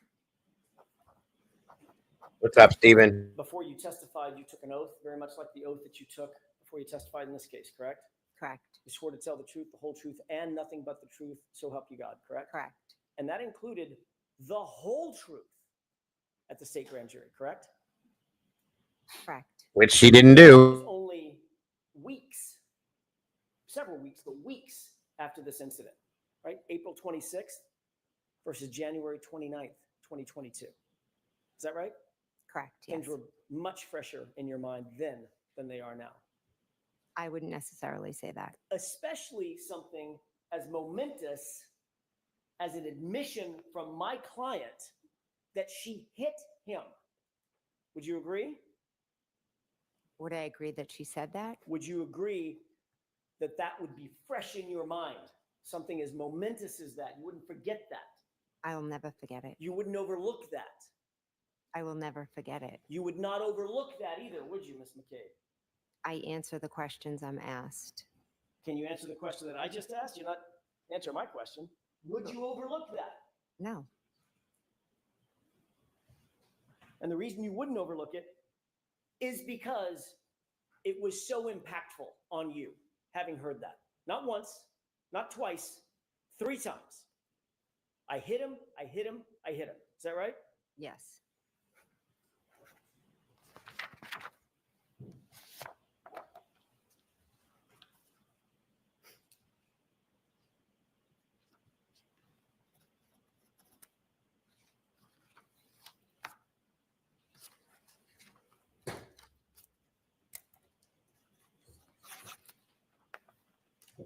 May I approach?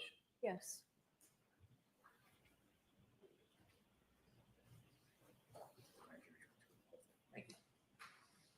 Josie Joe's in the house. Good to see you, Josie. I agree. It's, yes, I see it.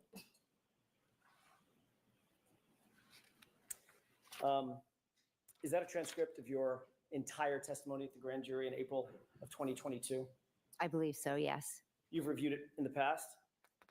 I have read it about a year ago, yes. You read it in anticipation of your testimony a year ago, correct? Yes, I reviewed it. Have you reviewed it in preparation for your testimony today? No, Or I haven't. Yesterday. Ms. McCabe, turn to the page or pages in that transcript where you recount to the grand jurors that my client said, I hit him, I hit him, I hit him. This is over 227 pages. Take your time. How long did you say it was, Ms. McCabe? 227? I'm not going to let her read 227 pages. You reviewed it before, haven't you? I reviewed it a year ago, yes. You read the whole thing cover to cover, didn't you? I skimmed through it. One of the most important points in your testimony yesterday and today is recounting these jurors the phrase, I hit him, I hit him, I hit him. Is that right? Objection. To the form of that, I'm sustaining it. Was it important to you to tell these jurors that you heard my client say, I hit him 3 times?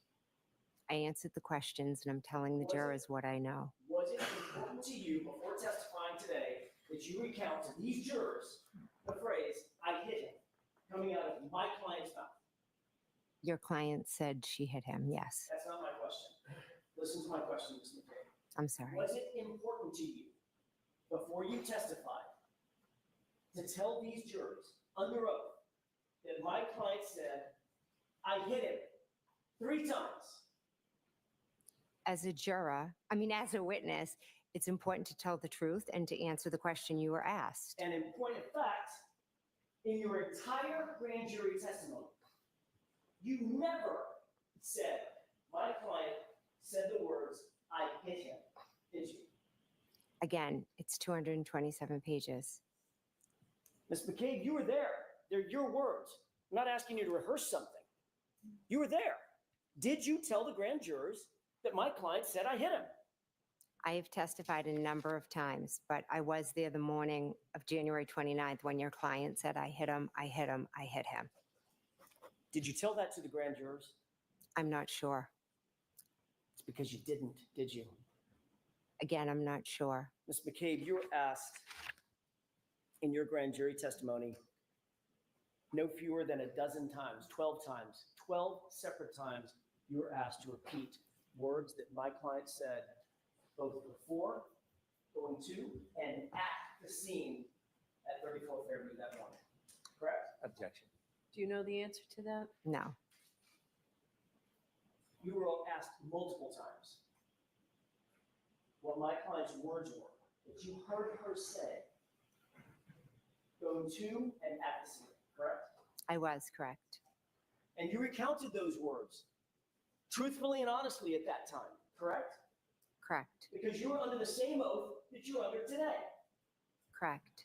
And things were much fresher in your mind then than they are now 3.5 years later. Would you agree with that? I hit him, I hit him, I hit him is just as fresh today as it was 3 years ago. Turn to page.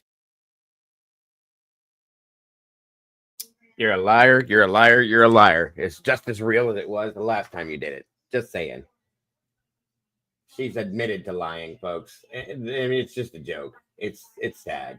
It really is.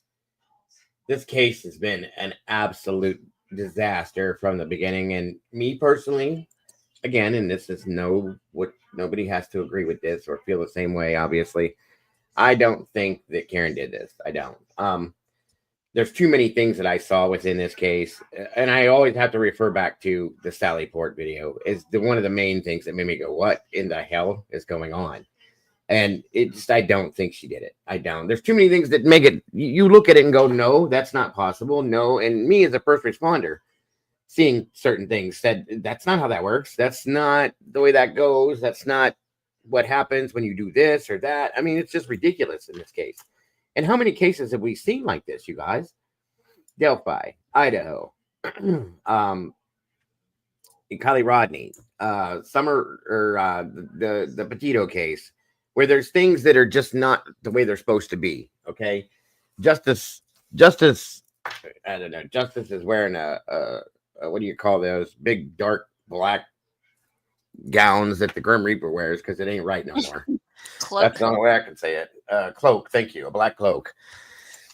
Yeah. Justice is definitely not where she's been for a long time. She needs to be rebalanced, in my opinion. And it's just sad to see it because, that's all that a lot of us out here want to see is like true justice happen and truth being brought out in these cases. And it doesn't happen. It just doesn't happen anymore. It's crazy. There's innocent people being convicted and accused and convicted of things that they had nothing to do with. Then there's people being accused and convicted of crimes that they couldn't possibly have done. And it's just insane anymore. So, yeah, I agree with that one too. That case, I mean, come on. They collected evidence in Dixie cups or Solo cups, guys. What? Who does that? Mm-hmm.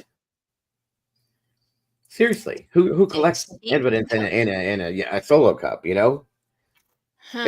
It's crazy. And yeah, agreed.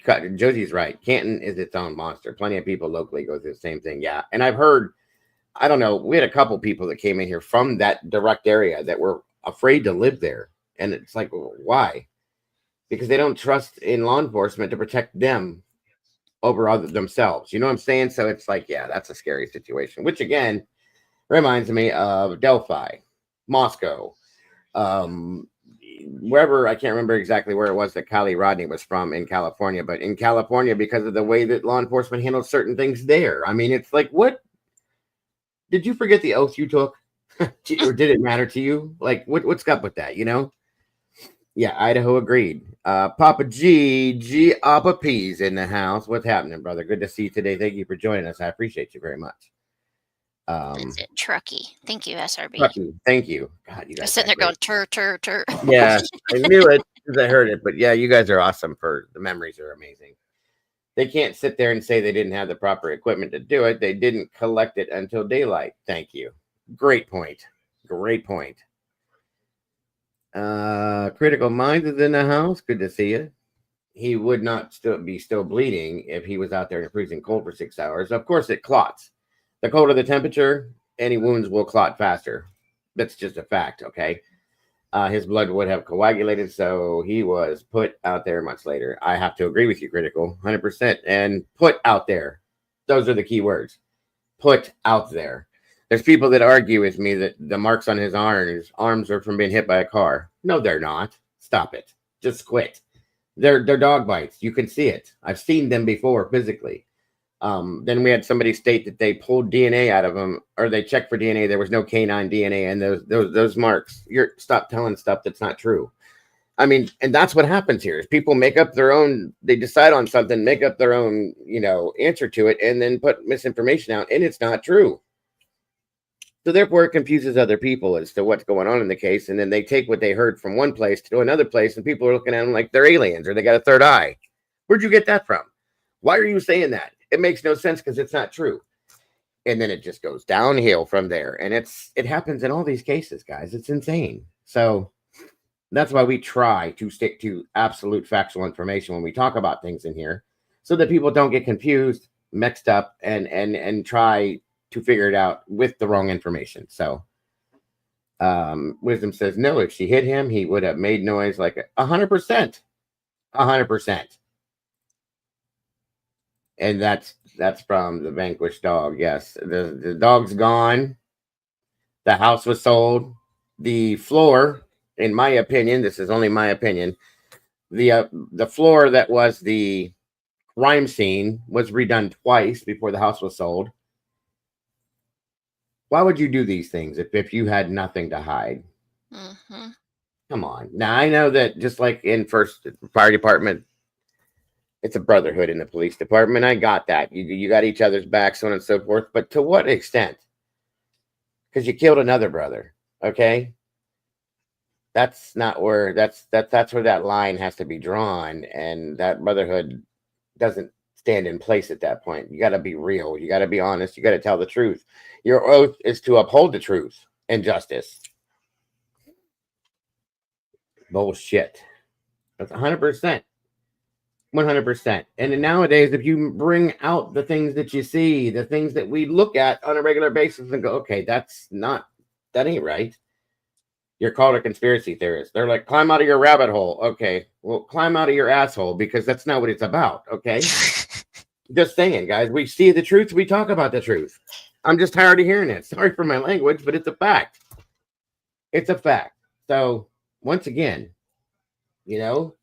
I'm tired of people saying, oh, you don't know what you're talking about. You're crazy. But especially in Idaho, what have we just seen over the past month? Okay, then. That's all I'm saying. So, those cops were, there you go. Those cops, there were Canton cops, still intimidating people. 100%. That's what I was talking about, Josie. When people come in here talking about, we live here and we're afraid to live here. They're afraid to talk about anything. You should never have to have that problem. Ever. Ever. Sorry. And that's it right there. That is it right there. Bingo, Eddie. Alicia. And Eddie, yes, correct.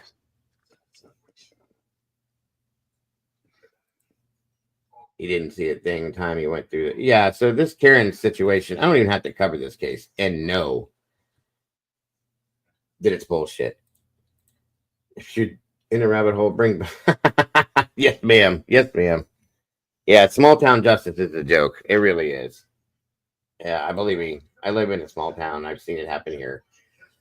So anyway, onward and upward we go.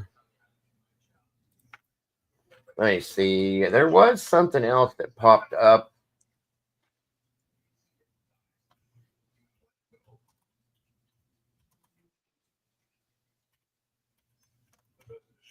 on another case we're following. Jurophobia is where, yeah. Yeah, I gotcha. Understood completely, Meg. I would never want to be on a jury nowadays. Never. I just wouldn't. I'm about to say you ain't going to. Okay.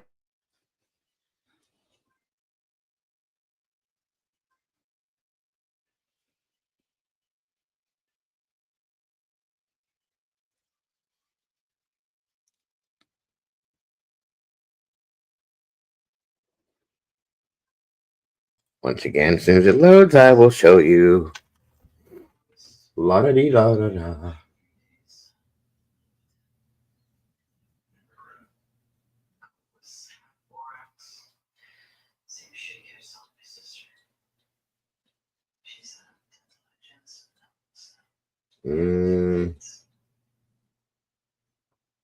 Give me 1 second here. Oh yeah, that's another piece of garbage out here. Give me a second. Here it comes. Finally.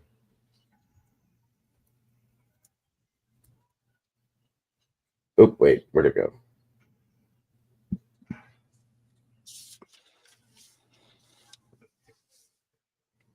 Let me see. Where did she put it at? 1 second. Here we go.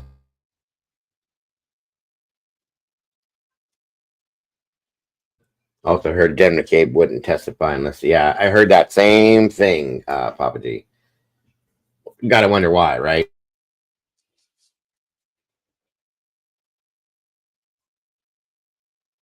We're loading a little bit quicker than it was, but it, once again, thanks for your patience, guys.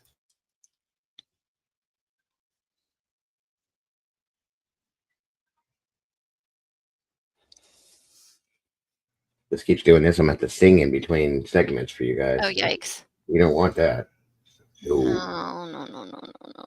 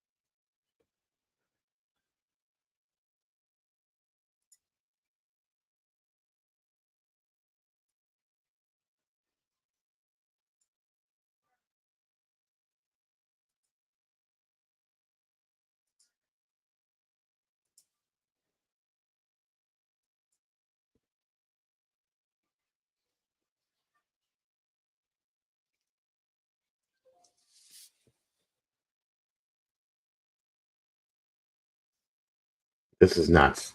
I'm so sorry. So sorry. Hold on.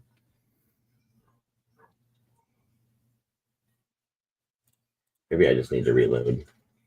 That might work. Let's try that instead. This is nuts. So irritating. And reset that to, okay.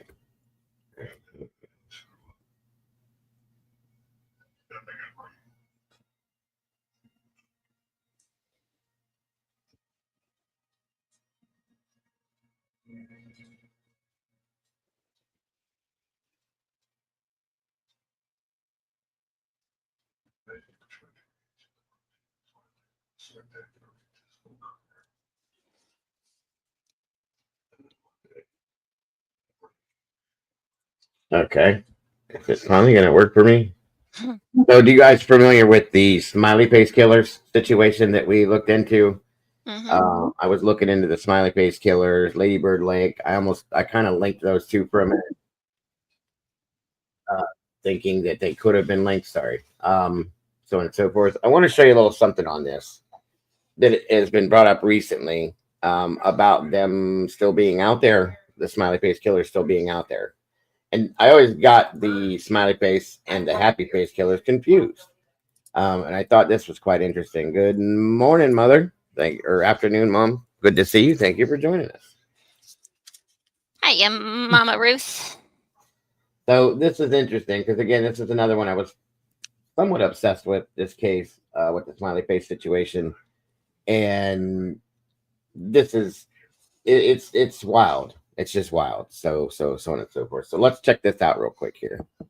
Yeah, Netflix is running that documentary on smiley face, so on and so forth. So, all right, guys, let's see here real quick.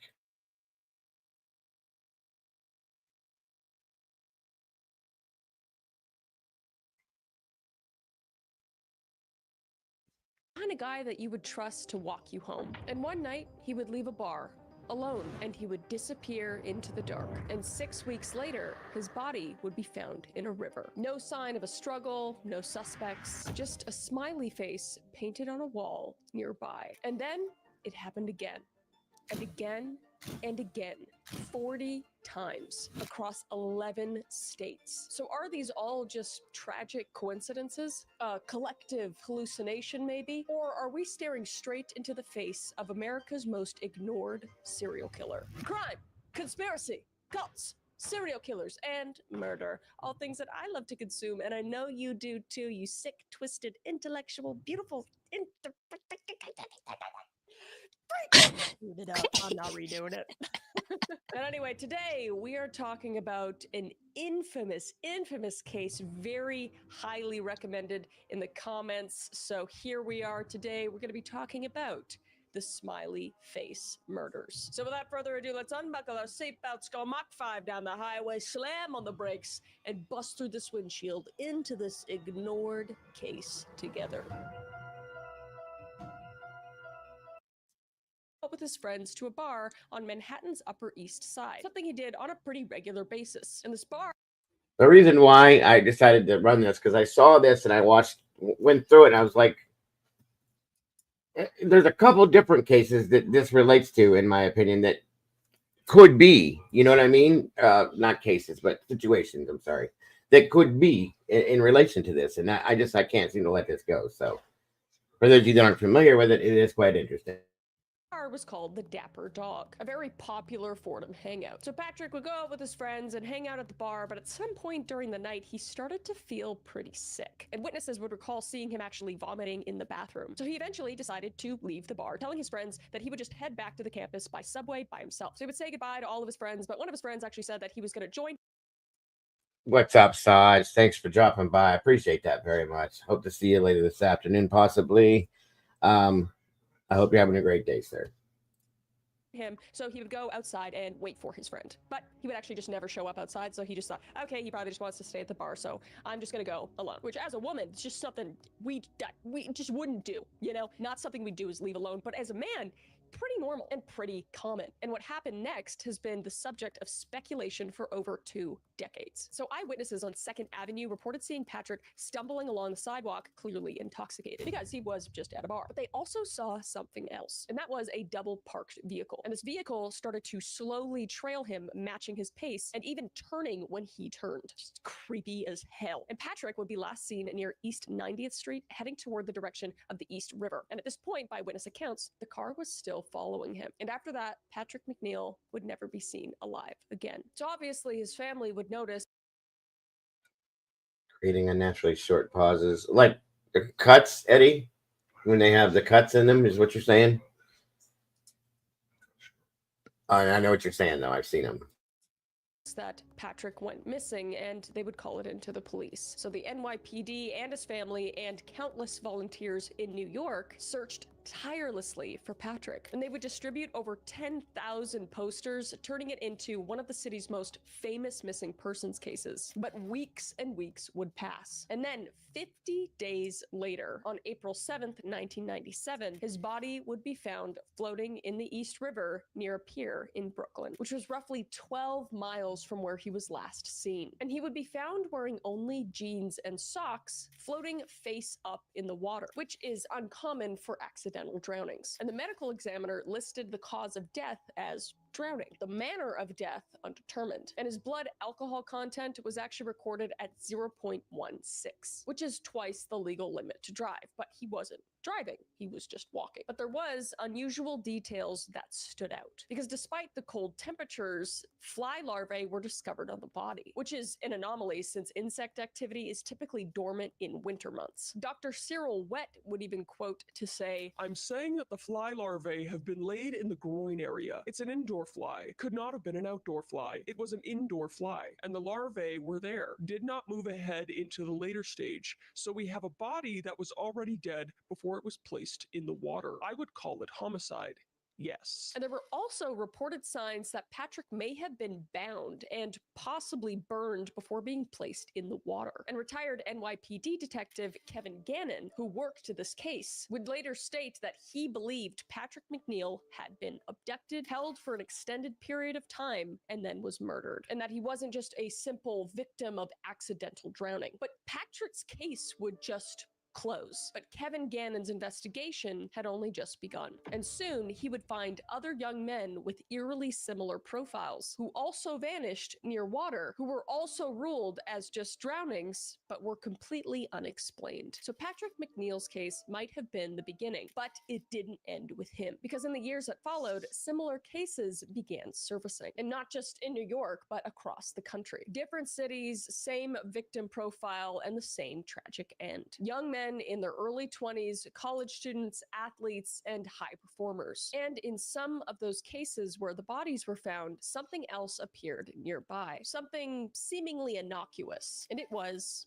a smiley face. And then there was Lucas Homan, and he would be 21 years old when he was last seen at Oktoberfest in La Crosse, Wisconsin in September 2006. And during Oktoberfest, he would actually become separated with his friends at the festivities. And days later, his body would be found near the shore of the Mississippi River. And the autopsy would note injuries to his heads, hands, and arms, as well as a footprint-shaped bruise on his forehead. And authorities would initially rule this as an accidental drowning. But near the site where he was found was another smiley face. Which, like, also with the amount of bruises on this person, doesn't it look like he was beat and held captive and then thrown in the river? And the neglect in these cases is astounding. And then there was Todd Gieb, and he would vanish when he was only 22 years old while attending a bonfire party in rural Michigan in June of 2005. And at the bonfire, eventually he would kind of disappear, and then he would call his friend saying, "I'm in a field." But then the call would completely drop, and he would never be heard from again until he was found 3 weeks later with his body found in a private lake. And what's odd is that he was found upright in the water with his head and shoulders above the surface. A very just deeply unnatural position for a drowning victim. And what's also odd is that that lake had been searched previously as well. So it's almost like he was dumped in this lake later on after the first search was done. And a toxicology screen would indicate that alcohol and antidepressants were found in his system. But he was reportedly not suffering from any sort of depression at the time. But something else didn't add up, because his body showed minimal decomposition, which was extremely unusual given that it would have been present if he actually died on the day of his disappearance, leading experts to question whether he had been in the water the entire time, or whether he had been somewhere else before he had died. And to boot,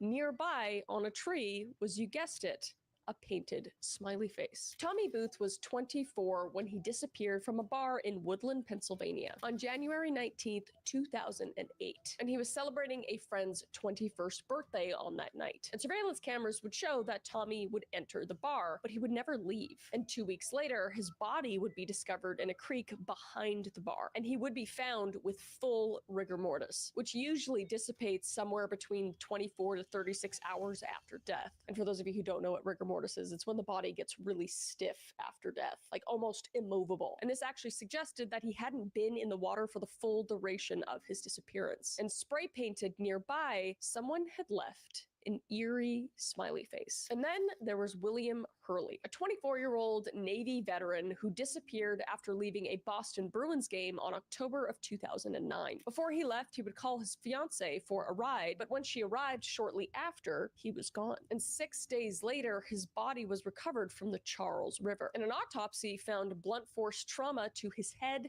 eye socket, and his leg. And toxicology revealed something else, which was alcohol and GHB, a drug often used to incapacitate victims. And his death would be ruled an undetermined drowning. And once again, there was a smiley face near the river. And then there was 21-year-old Chris Jenkins. He was a student at the University of Minnesota, and on Halloween night, 2002, he left a bar in downtown Minneapolis and was never seen again. And 4 months later, his body would be recovered from the Mississippi River, and he was still fully dressed in his home. Welcome, Miss Heather. So authorities initially ruled this as an accidental drowning. But in 2006, after years of pressure from his family, the Minneapolis Police Department reclassified his death as a homicide. It's just so sad that like the family had to pressure the police into considering this case as a homicide. Like, do your fucking job. And see, that's my issue with this, is that they don't want to look at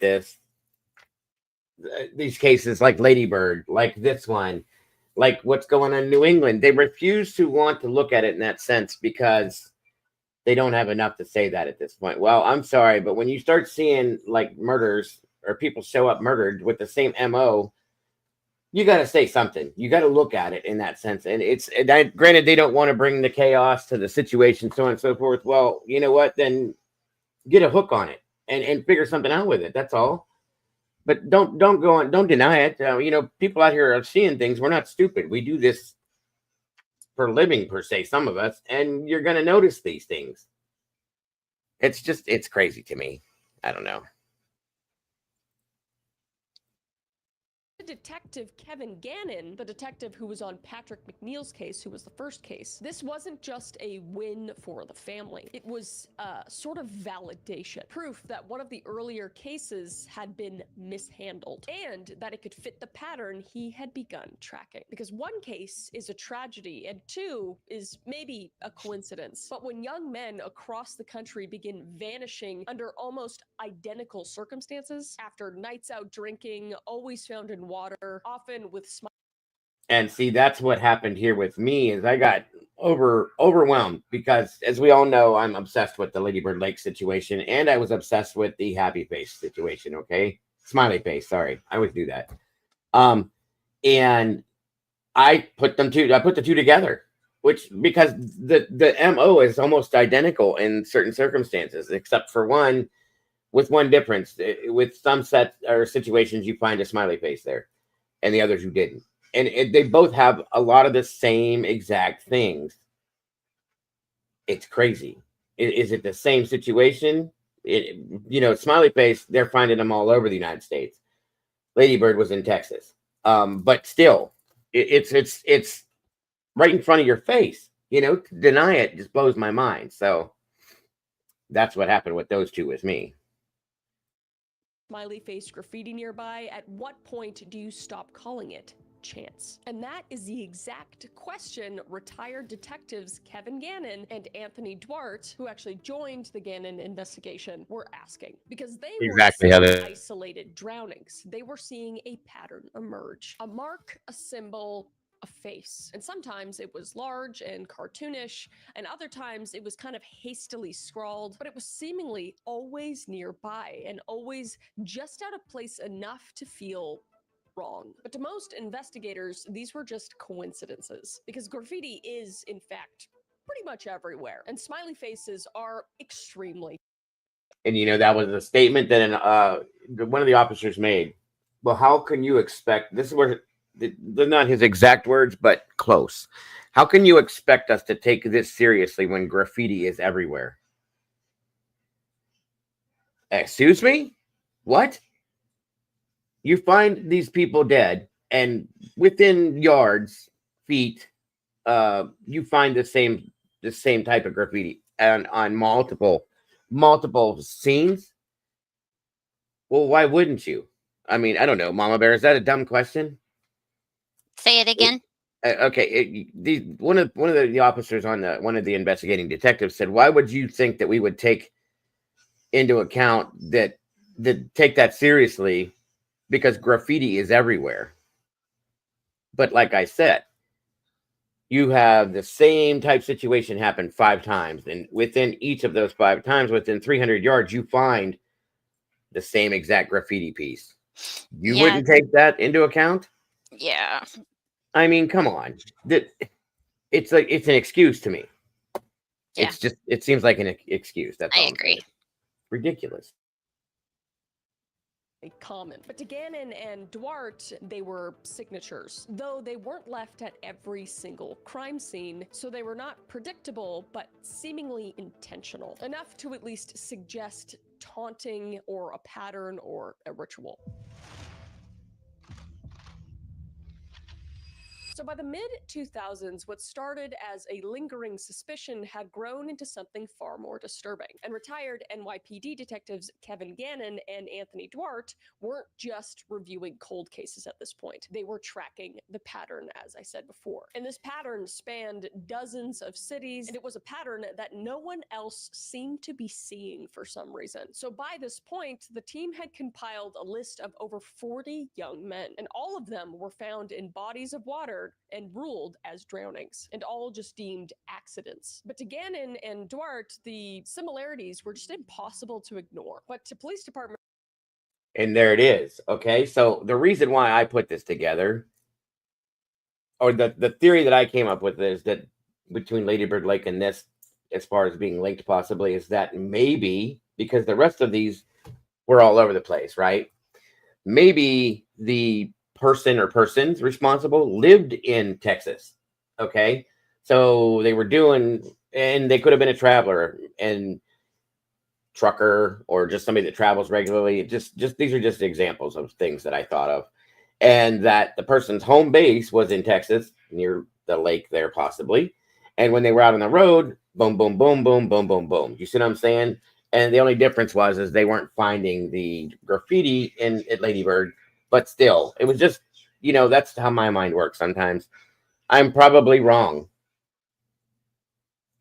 But am I? I don't know. But it's just strange to me. It's very strange to me. So that was where I came to peace with this, I guess, thinking that this could be. You know what I mean? And again, I'm sorry to interrupt, but I had to put that out there because that was to understand my thoughts on this. That's all. They were just unrelated tragedies. So Gannon and Duarte started to put all of these pieces together, and a map started to take shape. And the shape was not random. And to make sense of it, the team needed more than investigative instinct. They needed someone who could look at the data and explain from the outside. And that's when Professor Dr. Lee Gilbertson came into the picture. He was a criminal justice professor and expert in organized criminal behavior from St. Cloud University in Minnesota. And Gilbertson hadn't necessarily set out to solve the case. In fact, his introduction actually came through the classroom, because he would actually assign the deaths of several young men as a case study for a graduate course in criminal profiling. So at first, it was just academic curiosity, because the cases themselves were bizarre, but they were also very distant, until, of course, the similarities began to pile up. So then came the phone call, and detectives Gannon and Duarte actually saw the project online and called them to collaborate. And when Gilbertson first initially examined the case files, he didn't just rush to judgment, which I think is good.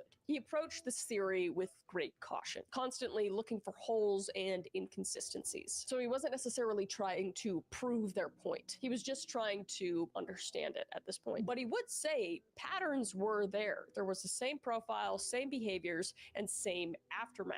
And the most telling, actually, was the same terrain, because Gilbertson saw what the others different, and that was that the geography actually might be the key, because the victims weren't being found in obscure locations. They were actually being found inside of patterns, along specific river paths, in proximity to college towns, and within certain travel corridors. So he argued that the locations actually weren't accidental, they were deliberately chosen. So Gilbertson... It is the same person, Heather. It's the same one, just so you know. It's the same one. would pose a theory of his own, one even darker than the idea of a lone serial killer, because he claimed that this didn't look like it was the work of one person, but instead looked like the work of a network. So according to Gilbertson, these cases didn't resemble a serial killer's hunting ground. It is. It's Instead, beautiful right they were now. more akin to a gang or cell-based activity. Essentially, multiple individuals, which is just even more terrifying and horrible. And he would suggest that they were operating independently, but they were also connected in some way. And they would. And that, again, is the same hypothesis that has come to form together in some senses in the Lady Bird Lake situation. Per se, they would act independently, but could work together as a group, per se. Maybe know each other, come up with these situations as a group, and they enact it sometimes on their own. See what I'm saying? That's, yeah. And that's another reason why this, the smiley face thing really does make me feel like the Lady Bird Lake situation could be linked to this without, the only thing that's different is the graffiti. So I don't know if it was because, again, maybe Lady Bird Lake, the area there in Texas, is home base for these people, a person. I don't know. I still feel like there's a possible link here. I could be, like I said, and I'll say it again and again, absolutely wrong, but it's hard to look at it without saying that. That's all I'm saying. Select targets based off of certain criteria, leaving behind obscure, possibly symbolic marks, the smiley face. But they hadn't quite found something to link it all together at this point. And Gannon and Gilbertson began applying geographical profiling to new cases. So they would locate high-risk areas, tracing victim movements, analyzing proximity to waterways, bars, and surveillance blind spots. So what they were building wasn't just a theory, but it was a map. And in the very center of the map, a crude, mocking symbol. One that kept appearing near the water, and one that would give this theory its name. You guessed it, smiley face. But as I was saying before, the symbol wasn't consistent in design. There was no single style, no brand-like stamp that screamed serial killer. Like a lot of serial killers we go through, they have a very specific MO, and they do certain rituals, like leaving We love you, marks or Paula. taking specific items. And in this case, it's a smiley face, but since it's not consistent, it really doesn't seem like it's one person. But this kind of just added to the unease, because smiley faces were showing up within walking distance of recovery sites, often within 20 feet. But again, And one thing I do have to verify or clarify, guys, is that we all know how easy it is for a copycat to come to surface, okay? Obviously, if somebody sees this happening more than once or just even once and can say, hey, I could do that, and just we'll blame it on this situation and do their own version of the smiley face thing. That's a possibility too. I'm not saying that that's something I'm looking at, but I'm just saying it is a huge possibility because it happens a lot with copycat situations. Is there a picture compilation to view all of the photographs of the victims' faces on the same screen? There could be, Eddie. I'll have to look for that, bud. But there could be.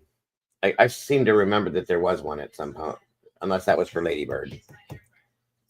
I'll look into it, bud. I'll look into it.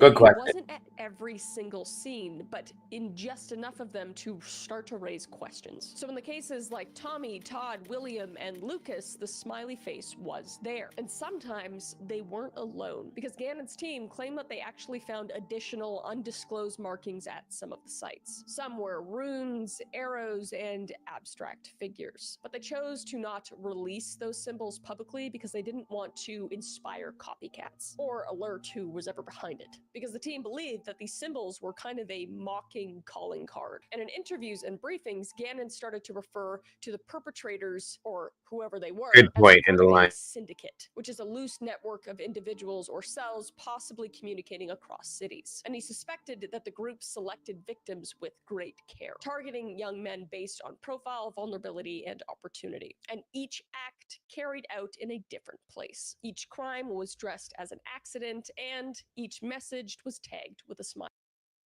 And there's different theories in both these cases. Okay, that one, that homosexual men were targeted at some point. Another theory on certain aspect that it was a group of women that were attacking men. to financially, strap them that way, so on and so forth. That it was a group of what do you call it? Angry women that hate men. Things like, I mean, there's been multiple theories on both sides, and they're all interesting per se. Okay, so again, I still can't put that heavy line down between the two and separate them completely just because of the graffiti side of it. So very interesting stuff to me. So at this point, the press just needed a name, of course, and soon they would. The Happy Face situation, the Happy Face killer, way back 70s and 80s, I think it was. That was the trucker cap, which again, it still could be. We don't know. We don't know enough about this to be able to say that it's not. Is it a copycat situation? In a sense, yeah. Is it related? I don't think so. It could be a copycat. Obviously, it kind of is if you look at it that way. But is it the same person? This person's in prison, that they're dead, I do believe now, that committed the Happy Face crimes. I'm not 100%. So, but it still could be a traveler, like I said before. It's like a vacuum salesman, you know what I mean, or a trucker, people, something like that. It could be the same situation as what that was back then, but or these other theories of these groups. There was a whole story I read, I think, one time in one of our shows about a group of women that get together. They meet up from all over the country and they do this, and it's like I can't imagine that happening without somebody at some point have already caught on to them. You know what I mean? That's my point, but I don't know. You never know.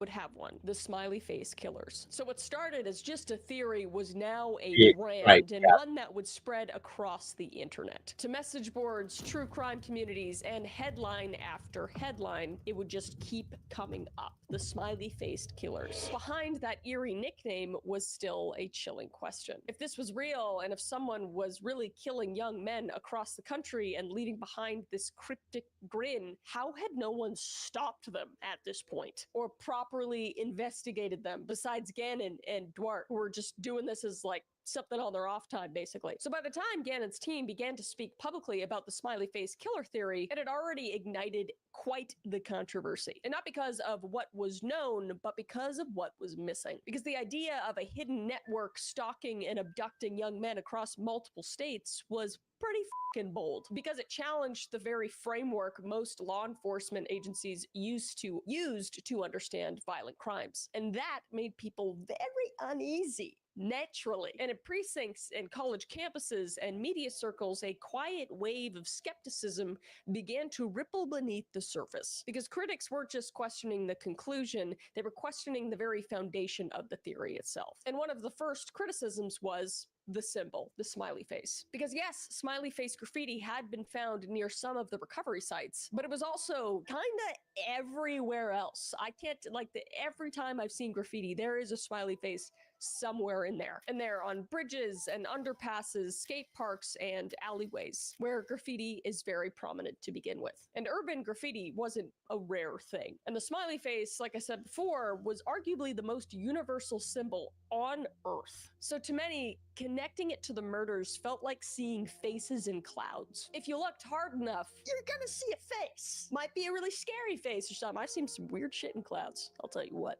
But you'll see it if you're looking for it. And there was the lack of hard evidence. There was no murder weapons, no fingerprints, no DNA, no witnesses, and no direct links between the victims themselves. And each case, when viewed in isolation, could be explained away. It was a college-age man, a night of drinking, a body in a river. Tragic, yes, but to most authorities, not suspicious. And the profiles, though, were consistent, but so were their environments. College towns, winter weather, nightlife culture, waterfronts, intoxication, and to skeptics, that wasn't conspiracy, that was just a risk. And even some within law enforcement began to question whether Gannon's team was chasing shadows at this point, because they saw the theory built on circumstantial links, bound together by grief and frustration and a deeply human desire to make sense of senseless death. because to them, it wasn't murder. It wasn't ritual. It wasn't misinterpretation. It was just accidents. So even as the theory began to catch the public's eye, behind the scenes, it was already being quietly dismissed. But Gannon and his team were not backing down, because for every case, critics explained away, but that's when another one surfaced. So Kevin Gannon and Anthony Duarte had spent years compiling case files, mapping location, and connecting the dots no one else seemed to see, because they really believed they had uncovered one of the most overlooked serial crime patterns in American history. But at this point, it wasn't enough to believe it, and they needed others to see it too. So they went national, baby. The detectives would appear on ABC's Good Morning America, laying out their investigation to a national live audience. Then their theory was featured on CNN, where Gannon reiterated the most chilling possibility of all. That's an interesting theory, Beckles. There's been other theories like that put out there too. And that's not far off of a possible situation or a possible theory at all. I'm sorry. That is not a far off theory, possible theory. Sorry, I can't talk today. Sorry about that. Anyway, so yeah, it's very, very possible in my opinion. A lot of people have thought that it was a police officer or some form of law enforcement because of the fact that they haven't been able to catch any of them. You know what I mean? And they seem to be able to be 1 to 2 steps ahead of law enforcement, which would make some sense. The Sunshine Killer was the same type way, and he was a law enforcement officer, and he got away with it for 50 years. So there's that. Just thoughts, that make a lot of sense in my opinion. We believe they're being murdered. And then Duarte added, water destroys evidence. It's the perfect crime. But they didn't name any suspects at this point. And they didn't point fingers, but they posed a terrifying question to millions of viewers. What if these aren't accidents? And what if someone or some group is hunting young men across the country? And the media would take immediate notice, and they would latch on to the smiley face killers because it was eerie, it was marketable, it was viral. And that's when public opinion started to light up again. So true crime fans, amateur sleuths, grieving families began to all re-examine the old cases with fresh eyes. Was there a pattern that no one noticed? Was there a link between their loss and someone else's? And for many, Gannon and Duarte had pulled back the curtain on a dark truth. But for others, they'd stepped into the spotlight with a story too far-fetched to believe. So there are basically 2 parties. Either you believed it or you didn't. And as their theory started to make headlines, they also began to adopt some enemies. And the detectives, being in this field for so long, had expected some critics. But what they didn't expect was how loud and how fast it would grow. Because the more that Gannon and Duarte spoke, the more resistance they triggered from within the very world that they came from, which was law enforcement, forensic experts, and eventually the big guy on campus, the FBI. And the FBI would push back and put out a statement, and it would say, over the past several years, law enforcement and FBI have received information about young college-aged men who were found deceased in rivers in the Midwest. The FBI has reviewed the information about the That was victims my provided thought by too, 2 Cap. retired police detectives who have dubbed these incidents the smiley face murders and interviewed an individual Welcome, who provided Tomboy. information Good to the morning, I should detectives. say. To date, we have not developed any evidence to support the links between these tragic deaths or any evidence substantiating the theory that these deaths are the work of a serial killer or killers. The vast majority of these instances appear to be alcohol-related drownings. The FBI will continue to work with the local police in the affected areas to provide support as requested. And this was said Supervisory Special Agent Richard J. Kolko, Washington, D.C. So that was on April 29th, 2008, and it was very rare for the FBI to put out public statements, but they would dismantle this case in just a few sentences. So it was swift, and it cut directly through the heart of the smiley face killer theory. So the Bureau's position was pretty clear. There was no suspects, no motive, and no forensic evidence linking the cases. So to federal investigators, it wasn't a case. It was basically just a story. And from their perspective, it just didn't hold up. But Gannon, my guy, was not convinced. Guy was persistent as hell. I will give him that. And he would actually fire back at the FBI publicly, accusing the FBI of ignoring key inconsistencies in the cases, which included toxicology reports, signs of staging, unusual injuries, and bodies recovered in places that had already been. This is where the theory of a law enforcement official being involved, even possibly the FBI, somebody working for the FBI being the person doing this or persons.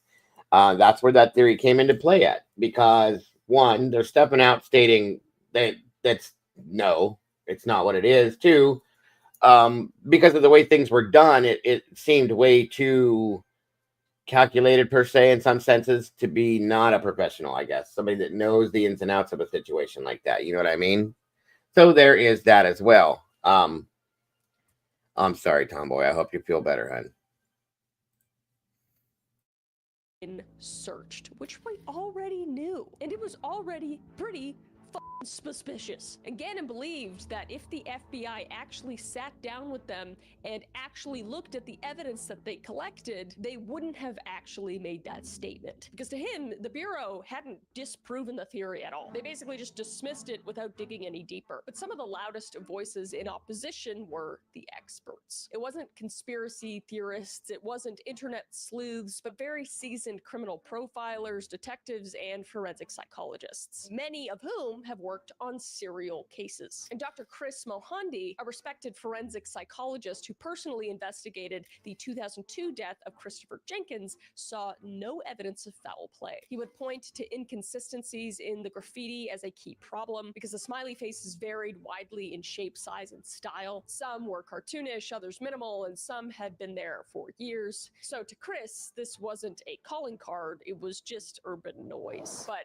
raising my hand here, the smiley face might have nothing to do with it, and that's like I think the smiley face part is actually a very small part of it. It's how similar these deaths are. That's just me, though. But anyway, then we have Nanette Toosby, a former LAPD detective, who echoed those same concerns. And she would note that in many of the cases, the locations where the bodies were found and the locations of any graffiti were not close to each other. And she also argued that a serial killer spanning more than 27 years and state lines without any sort of trail seemed unlikely, which they didn't claim. They claimed that it wasn't one person. So, okay, Nanette, I'm being an asshole. Anyway, but then came Pat Brown, a veteran criminal profiler, and her take was even more blunt. She basically just called it ludicrous. Like, actually, she used the word ludicrous. Luda and the smiley faces were just a red herring. And she said, if you look in any area 5 miles square, I bet you could find a smiley face, which I agree. I do agree with that. Like, they're all really fixating on the smiley face thing, but I really don't think that's the point. I think there's just more than that, a lot of these deaths look like foul play. I think we should look into that. Stop looking at the smiley face. But the Center for Homicide Research, a Minneapolis-based organization focused on data-driven crime studies, went one step further. And they published a full-length report aiming to scientifically refute the smiley face killing theory. And the argument included this: no proof that smiley faces were painted at or immediately after the time of killing. Graffiti is everywhere. Thanks, Center for Homicide Research. No discernible criteria has been stated for how close the smiley faces must be in proximity to the death site. No evidence of victim trauma. What? The way that intoxicated men accidentally fall into bodies of water is well known and documented. That is fair. They concluded the theory most likely was a result of observational bias. You basically see what you want to see. There is fact in that. I do think that personally. And they thought it was also a result of group think. Basically, people influenced by an authority figure, aka prominent lead homicide detective from New York, which has the largest city of population. And these posed a risk of distracting attention from the actual causes of death. But even local law enforcement had their doubts. Because in La Crosse, Wisconsin, a city where 8 separate cases were connected to the theory, police issued a very clear response. The deaths were accidental drownings, there was no evidence of homicide, and there was no relevant smiley face graffiti found near the site. So to them, it was a problem of alcohol, geography, and tragedy, not of conspiracy. So the message from experts was very clear. The theory supposedly wasn't supported by any evidence and was built basically just on shaky foundation. And they were trying to connect dots that didn't necessarily connect at all. But for Gannon's team, persistent guy, it wasn't about what the experts believed. It was about what was happening. And they were determined to uncover more evidence. Because long after criticism came and went, the bodies were still showing up. So Dakota was 23 years old. He was a graduate student of Duquesne University with a promising future. He was very bright and very responsible and not the kind of person who just vanishes without a trace and who vanishes with no reason. But on January 25th, 2017, Dakota went out with friends in downtown Pittsburgh. And it was just a casual night out, just drinks after a very normal day. Nothing unusual for him. But surveillance footage later showed him walking alone through Katz Plaza and then down a nearby alley toward Fort Duquesne Boulevard. And that would be the last time he was seen alive. And for 40 days, Dakota was just missing. And the family would just beg the public for information and the searches would intensify. And then he would finally be found. So on March 6th, his body was surfaced in the Ohio River near Interstate 79 bridge over Neville Island, just miles away from where he was last seen. And the Allegheny County medical examiner ruled it an accidental drowning. There was no trauma, no foul play suspected, and the case was just closed. But Dakota's family did not accept that, especially his mother, Pamela James, because she believed that there was no way he ended up in the river on his own. And that's when Dr. Sewell Wecht, a renowned forensic psychologist, would enter. And he would go on to review Dakota's case, and he would find it deeply, deeply troubling. And he would make these notes. Minimal decomposition question, is Mom. consistent with traveling over 10 miles and 40 days in a river, supposedly through a dam as well. Ligature marks around the neck suggesting possible strangulation, not mentioned in the autopsy at all, and the Yeah, and they're accidents with ligature marks, guys. I mean, that's interesting, isn't it? You know, they accidentally got ligature marks on their necks and stuff. So yeah. distinct difference in coloration of the fingernail beds of the fourth and fifth fingers on both the right and left hands, which certainly would be consistent with someone reaching up and trying to release the pressure from a ligature that is being applied around the neck. So to Wecht, this wasn't just drowning. It looked more like a staged crime scene, but the police just stood by their rule. Now there again, that's happened more than once. So when it looks like it's staged, this is why they're thinking that there could have been law enforcement involvement, because it, you know, when it comes off to be what is looking to be a staged situation, that's why that makes sense to me per se. So just saying. Ruling. There was no suspects, no evidence of abduction, and no witnesses. Which of course just means he wasn't murdered. Just because you haven't found anything yet, they're like, it was an accident. We can't find anything. You look? Let me look. Let me look really quick. One sec. No. Case closed. It was an accident. Let's go get lunch. Like, the amount of neglect in these cases, it is just so sad, so disheartening, especially for these families just wanting answers as to why their child, Right, Heather. their brother, their uncle, whoever went missing and just turned up dead, they're just being pushed aside. It's disgusting. And obviously, to Dakota's family, this was not a tragic accident. They believed it was something else, something much darker. And for those who had been following the smiley face killer theory for years, the details felt hauntingly familiar. So Gannon, once again, would assemble his team. It's like the Avengers. I love it. Including Yeah, Riley has always fit into that boat with me. Always. There are very slight differences, area, stuff like that, but it still falls into that boat with me. It's crazy. There's also another one that fits this too. But they've never found him. There's the difference with that one. But still, you know, it's one of them things. Critical said labeled a drowning, so water in the lungs. I don't hear where she is questioning that. If he was strangled, there would be no water in the lungs. There shouldn't be. Right. Agreed. And that definitely should be something questioned. I agree.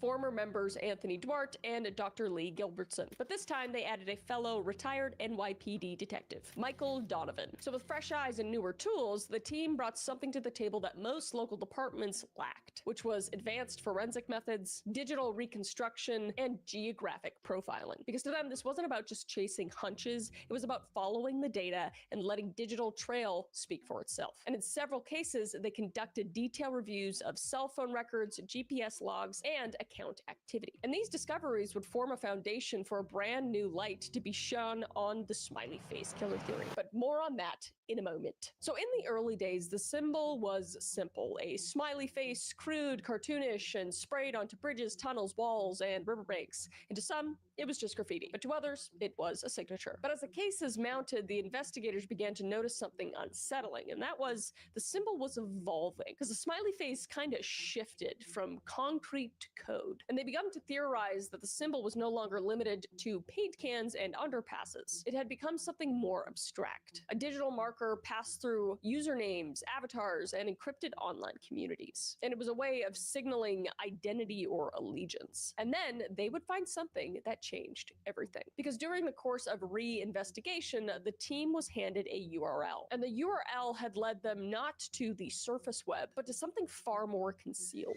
a dark web portal. Yep.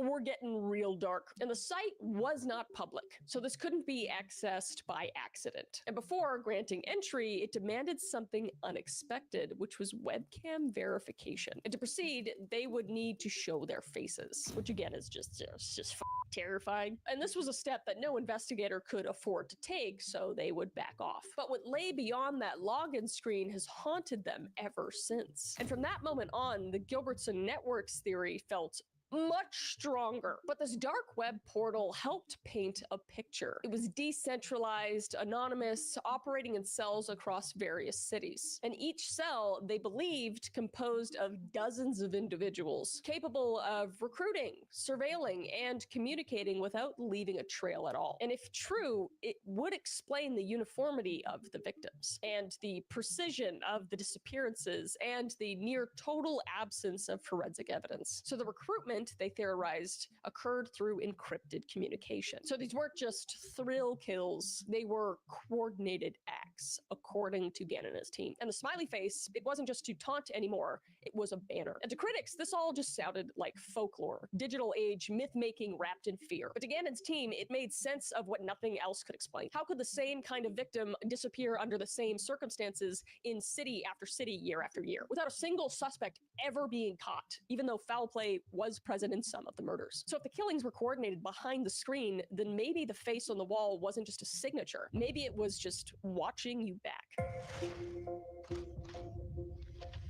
So though the cases were live and well with Gannon and his team, and of course the victims' families, the smiley face killer theory had lost a bit of steam over the years, and critics said that it had been debunked and the media just moved on like they always do. So the cases just remained cold. But in 2019, the theory returned, and this time it was through a television screen. Because remember that brand new light that I mentioned? This was it. Because the Oxygen Network launched a 6-part true crime docuseries called Smiley Face Killers: The Hunt for Justice. And it followed Kevin Gannon and Anthony Duarte and their investigation team as they reopened some of the most controversial cases connected to the theory. And this series wasn't just a recap, it was an extension of the investigation updated for the digital age. And each episode dove into different cases, revisiting timelines, interviewing families, and challenging the official rulings, and in some cases, revealing new details the public had never heard. And in the case of William Hurley, the Navy veteran who vanished after the Boston Bruins game, they would examine his damaged cell phone that was recovered near where he was last seen, because they suspected that the phone had actually been intentionally destroyed, just based on the way that the phone was damaged. And this was potentially to disrupt digital evidence collection. And then came the case of Dakota James, because in addition to forensic red flags raised by Dr. Cyril Wecht, including the minimal decomposition and possible ligature marks, the investigation team uncovered something very odd in Dakota's digital footprint. And it was a PayPal transaction made 2 days after his disappearance. So to Gannon and his team, it suggested a chilling possibility that someone maybe had access to Dakota's accounts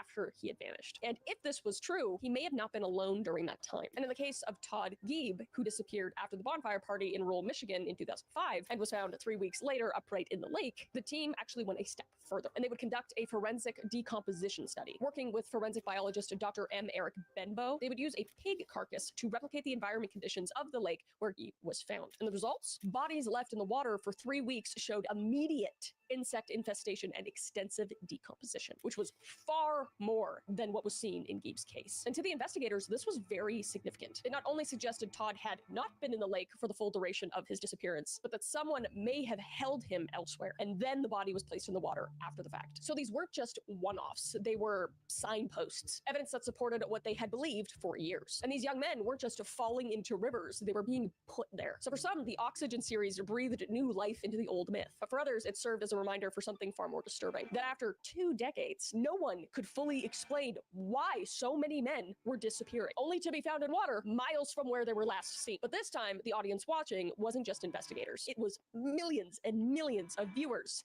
and the next wave of believers. So in the modern era, the rules for investigation have changed, and the technology that once didn't exist now might just crack the silence. And today, investigators aren't limited to witness statements and physical evidence. They have data and machines that know where we've been and what we've seen and who we were near, because geofencing now allows authorities to pinpoint every phone in a certain radius at any given time, which is kind of scary, but also helpful in this case. And Wi-Fi logs can place victim or a suspect inside a building without a single camera. And phone ping triangulation can quite literally rebuild the final minutes of life with chilling accuracy. So these tools aren't just theoretical. They've already been used in major criminal cases to secure convictions. And if applied to the drownings linked to the smiley face killing theory, they could finally reveal what happened between the time a victim vanished and where their body was found. So the next breakthrough, if it comes, may not be found at the bottom of a river, but buried in data. And for the families left behind, the answers from law enforcement were never enough. And for some, the search for truth never stopped. Like Pam James, the mother of Dakota James, has become one of the most outspoken advocates for reopening the cases, because she never accepted that her son died of accidental drowning. And even with the aforementioned evidence discovered by Gannon and Dr. Wecht, including the potential ligature marks on his neck and minimal decomposition, and despite being missing for 40 days, the Allegheny County Medical Examiner's Office refused to change the ruling. But still, Pam continues to speak out, demanding that her son's case be reopened. And she is not alone. The Homan family, the Hurley family, and more. They lost their sons under nearly identical circumstances, and they continue to call for the cases to be formally re-examined. Because for these families, the pain of losing a child had not been compounded by the feeling that no one but them wanted to look deeper. But with Gannon and his team, they looked. And what they found wasn't closure. It was contradiction, and the kind of contradictions that don't lead to peace, but just to more questions. So by now, dozens of cases have been reviewed. Autopsy reports, GPS data, surveillance footage, and digital footprints analyzed again and again. And some theories unraveled, some theories refuted, and some leads just went cold. But even after that, some patterns refused to go away. And victim after victim followed the same haunting sequence. College-age man, intelligent, athletic, and well-liked, disappearance late at night, often after leaving a bar or party. And they were found days or weeks later in a body of water with no sign of robbery, no sign of SA, and no motive. And in many cases, the victim's phone was missing or later found damaged. And then there were the geographical coincidences as well. Many of the victims were found in or near major river systems, always in proximity to nightlife, but far enough away that their last known locations raised questions. And some bodies were recovered upstream, and others in areas that had already been searched. And a few showed rigor mortis or minimal decomposition inconsistent with the official timelines. So these weren't drug dealings gone wrong. They weren't robberies. They weren't hate crimes. Nothing was taken. Nothing was left behind. And often there was no obvious reason the victim had left where they were in the first place. So why Thank you, was this SRB. keep happening? But here is what the believers say. The victims fit a profile, too specific to be random. They always turn up in the same way, in water, days or weeks later, sometimes miles from where they were last seen. The condition in which the bodies are found are questionable. They're found in better condition than they should be. They have strangulation marks or burning marks, and they defy typical drowning behavior. And while the official causes of death are usually listed as accidental, many private pathologists like Dr. Cyril Wecht have raised concerns about potential signs of strangulation, post-mortem water entry, and other red flags overlooked in the initial autopsies. And believers point to the smiley face graffiti as a kind of ritualistic signature, although not always identical, but often close enough to raise eyebrows. And if you step back far enough, you'll also notice something chilling. These deaths aren't localized. They cover multiple states, following major water routes and appearing in clusters near college towns. And to believers, this isn't sloppy work by a serial killer. It's a network, one that's possibly been active for over 2 decades and perhaps operating in independent cells, as Gannon and Gilbertson had theorized, capable of using digital footprints, Bingo. members, and communicating without ever being caught. And each drowning isn't just a mistake, it's a message. And the smiley face was just a symbol that says, we were here. And then we move on to the skeptic's view. So while believers say that the theory connects dots between unexplained deaths, the skeptics say the smiley face killer theory isn't a chilling discovery at all. It's just a dangerous distraction that just started with a symbol. The smiley face, the theory namesake, is one of the most common pieces of graffiti in the world. You'll find it under bridges and sidewalks and inside bathroom stalls, and the presence of a smiley face near a crime scene is statistically meaningless. There was also no consistent style, no matching handwriting, and often no photographic proof that it was even there in the first place. And then there's the victim profile. Yes, most of the men were young, white, and Good athletic, point, but Meg. so are millions of college-age Thank men you, across the Elisa. country. So skeptics argue this as a survivorship bias, which is basically the human tendency to notice patterns that match our expectations while ignoring the ones that don't. And when you start with the conclusion that these men were murdered, it's easy to retrofit the evidence to support it. And the geography, critics note that nearly all the cases occurred in college towns and cities within rivers and nightlife, places where alcohol consumption is high and environmental hazards are very real. And the combination of drinking, cold weather, poor lighting, and water is already statistically very dangerous. And when that all went down, I started looking local too, like in Cleveland area around where the flats used to be. But being that the flats are no longer what the flats were, granted, there has been one or two here or there, but the flats aren't active like they were back, 20 years ago. So in turn, maybe that has saved it from happening in Cleveland. I don't know, just a thought. But I imagined it really would have, because it was a perfect scenario right there, so who knows if there's someplace else, because I looked in, I contacted Metro Police and the chief again, even though he's an idiot. And according to them, they haven't had a lot of them related. But then again, just like the rest of law enforcement, who knows? You know what I mean? They may not look at it that way again. Just saying.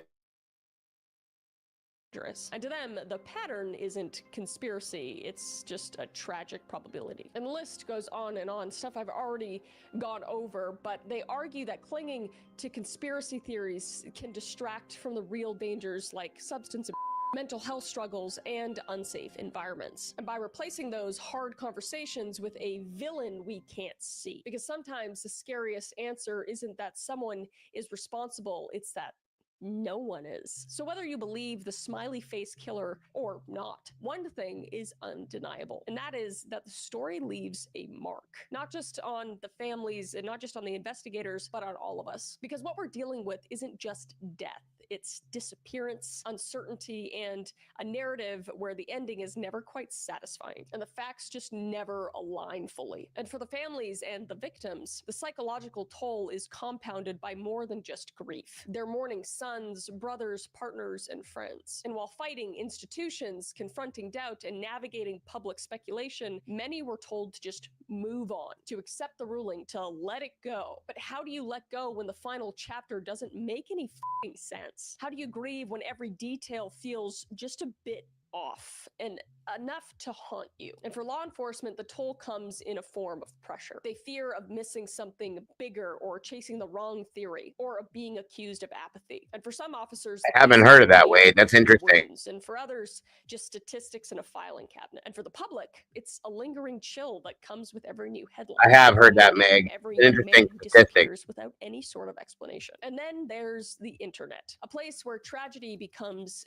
theory and theory becomes obsession. And in the digital age, true crime isn't just a genre, it's a community, a conversation, and sometimes a battleground. On one side, people are desperate for justice, and on the other, skeptics demand proof. And in the middle, there's real lives and real families and real consequences. And conspiracy theories, by nature, fill the void left by uncertainty. So when the truth feels incomplete, our minds kind of just do the rest. Sometimes we find clarity, and other times we find comfort in patterns that aren't really there, potentially. But for those who have actually lost somebody, the ambiguity is the real punishment. Because when a death is ruled accidental, but everything about it feels deliberate, you don't just mourn the person you lost, you mourn the answers you'll never get. But for me, there's just a certain silence in these cases, a stillness that just doesn't feel right. And for every official report that says accidental drowning, there's a grieving family and a set of missing phone records or a toxicology screen that raises more question than it does answers. So I hope that technology can finally break this silence because the families deserve that. But I personally do share that just gut feeling by those investigators and parents and every friend that says that wasn't like him. Because if it's all a coincidence, why does it feel so intentional? But I will leave that question to you. I'm very interested to see what you guys think about this case. I know it was a long one, but it's extremely interesting. And I know a lot of you recommended this. Thank you for recommending it. I'm happy to bring. And that's it on her end, guys. And it's very interesting. Like I said, I know that was somewhat long, but I wanted to bring that back to the surface again in relation to the things that we've seen happen with Lady Bird, with this scenario. The Lady Bird Lake situation is something I will never be able to let go of. This is another one that I have a bit of an obsession with too, and I still think that they may have quieted down, but I still think we're going to see it happen more and more. Okay, again and again, I should say. So we'll see. And like I said, I hope you guys got something out of that. I know it was a little long, but it's very interesting to me. Therefore, I thought, knowing the community, that it may be to you too. Welcome, Sherry. Good to see you. Great to see you, actually. Let's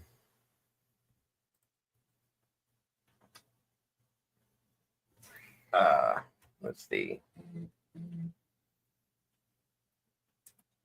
All right, next up to get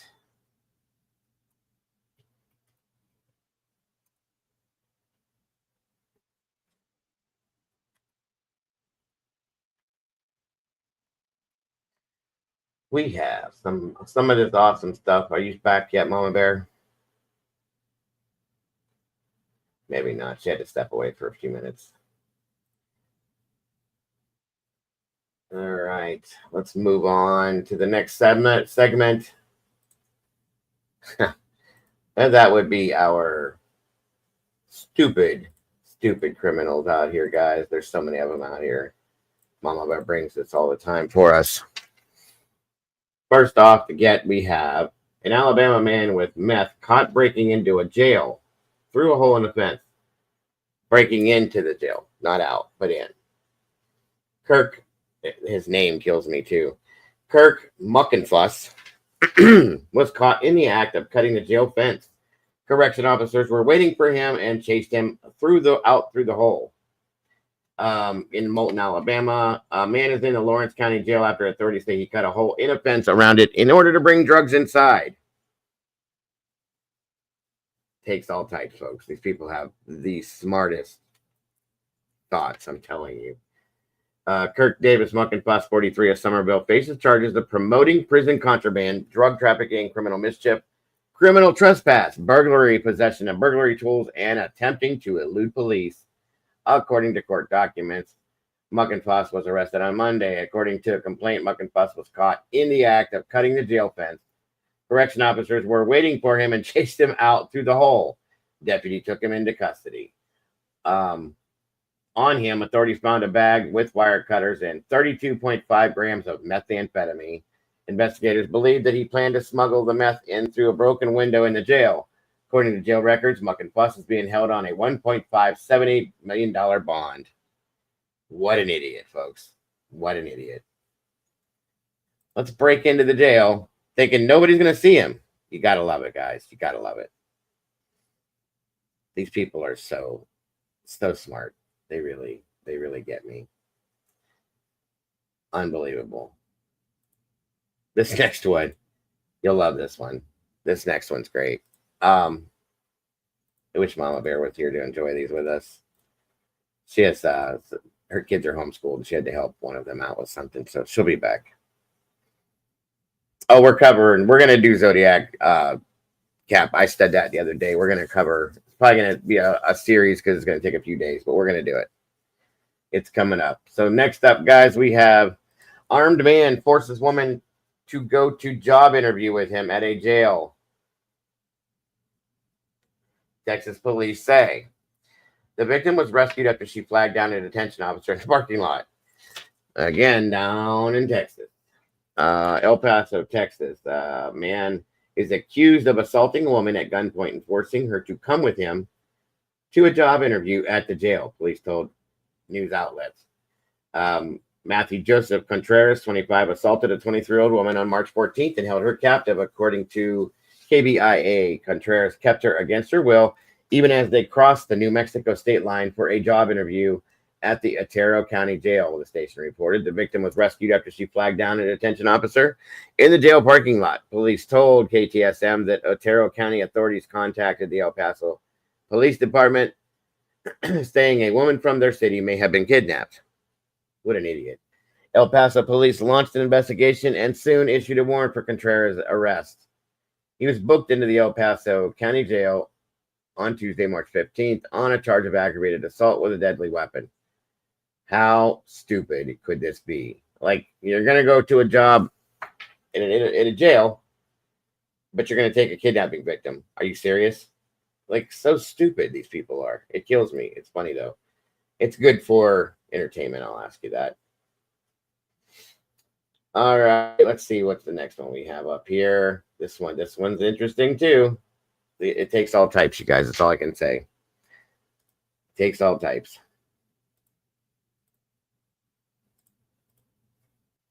All right. We love you too, Miss Paula.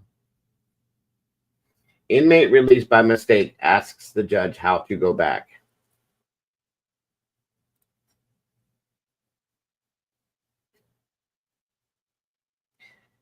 And this is here. This is right here in my home, my backyard, guys. You gotta love it. We have the stupidity here. It's at least the fourth time in the last 6 months that a Cuyahoga County Jail inmate was released by mistake. Fourth. Something's wrong, okay? In Cleveland, of course, 36-year-old man released from the Cuyahoga County Jail by mistake on Friday told jail officials he wasn't supposed to get released and called a common pleas judge to ask how he could go back. At least he's trying to go back and being honest. You know what I'm saying? Cuyahoga County Common Pleas Administrative Judge John Russo said the inmate Francisco Cruz voluntarily went to his required meeting with his parole officer on Thursday and was taken back to the jail. Cuyahoga County officials have so far released little information about the incident, only confirming that an inmate was released. Russo praised the inmate's honesty, and hopefully maybe that'll get him his sentence cut down. Cruz was serving an 18-month prison sentence for drug possession, escape, and domestic violence. That sentence ended on October 2nd, while Cruz was being held in the Cuyahoga County Jail on a separate drug possession case, according to the court and prison records. He pleaded guilty in that case on October 2, the same day that the Ohio Department of Rehabilitation and Corrections notified the jail that Cruz's prison time was up. I want to know who's working the computers here. Are they high? 4 times this has happened now? I got to know. You know what I mean? Cuyahoga County Common Pleas Judge Peter Corrigan sentenced Cruz the same day to 1 year on probation in the drug possession case and ordered him to serve time at the community-based correction facility, where he could get treatment for heroin dependency, Russo said. Cruz was supposed to remain in jail until a bed opened up or the jail was able to drive him to the less restrictive lockup. Russo and Cruz told jail officers that he wasn't supposed to go free. Jail employees released him anyway. What the hell's going on, guys? Cruz called Corrigan's bailiff after he left the jail and said that he was released by mistake. Russo said Corrigan tried to find a way to get him into the community-based facility, but they told Corrigan they only take inmates who come directly from the jail, Russo said. This is so dumb. Cuyahoga County spokeswoman Mary Louise Madigan said an internal investigation is underway to find out exactly what mistakes were made that led to Cruz's release. It's at least the 4th time in 6 months. So this is happening a little less than like once a month, guys. That's kind of not good. That a county jail inmate was released by mistake. It's become one of the myriad of issues that has plagued the jail, including 9 inmate deaths since 2018. That's not good either. An Ohio Attorney General's Office criminal probe, an FBI civil rights investigation, and a scathing number of 2018. and a scathing November 2018 U.S. Marshals report that detailed inhumane conditions. This is all facts, guys. Cleveland is a nasty place to go to jail. The first erroneous inmate release happened on April 29th, when an accused bank robber tied to the Cleveland's rat gang was released from the jail despite having $200,000 bond that he did not post. Officials blamed miscommunication between the prosecutor's office, clerk of courts, and jail as the release. The reason De'Twan Whitfield was released. Jacquees Drury, who was supposed to be held on $1 million bond on a murder charge, was released from the jail on June 15th. The Euclid Municipal Clerk of Court's office initially sent an incorrect judge's order to the jail, but corrected the mistake within 45 minutes. Drury was released from the jail early the next morning. Tyrion Harris, who was charged with burglary, was released from the jail on July 13th. A corrections officer was fired for failing to review the proper paperwork, but the officer blamed the county's outdated computer technology.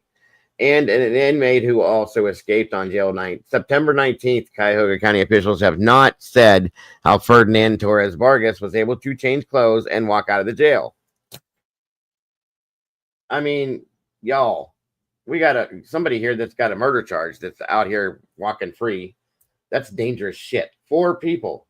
Okay. It sounds like they need to do a mass firing and rehire a bunch of people, in my opinion. That's just my thought. Absolute insanity. Absolute insanity. I got 2 more here for you guys, and the last one is the best, but these are all crazy to me. Oh yeah, agreed. Danny Green kept Cleveland on its toes, and that's facts. I would give anything to have another Danny Green back around here. Next up, we have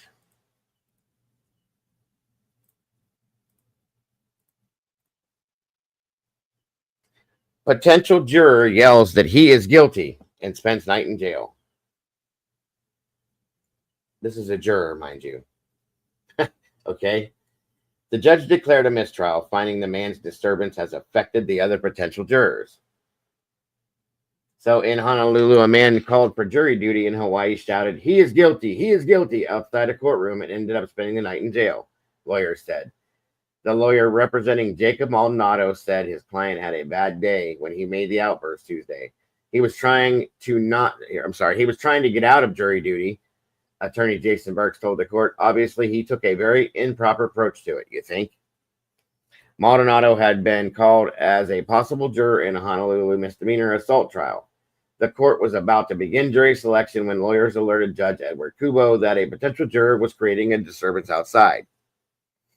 Kubo declared a mistrial, finding the man's disturbance has affected 44 other potential jurors, according to the judge's order.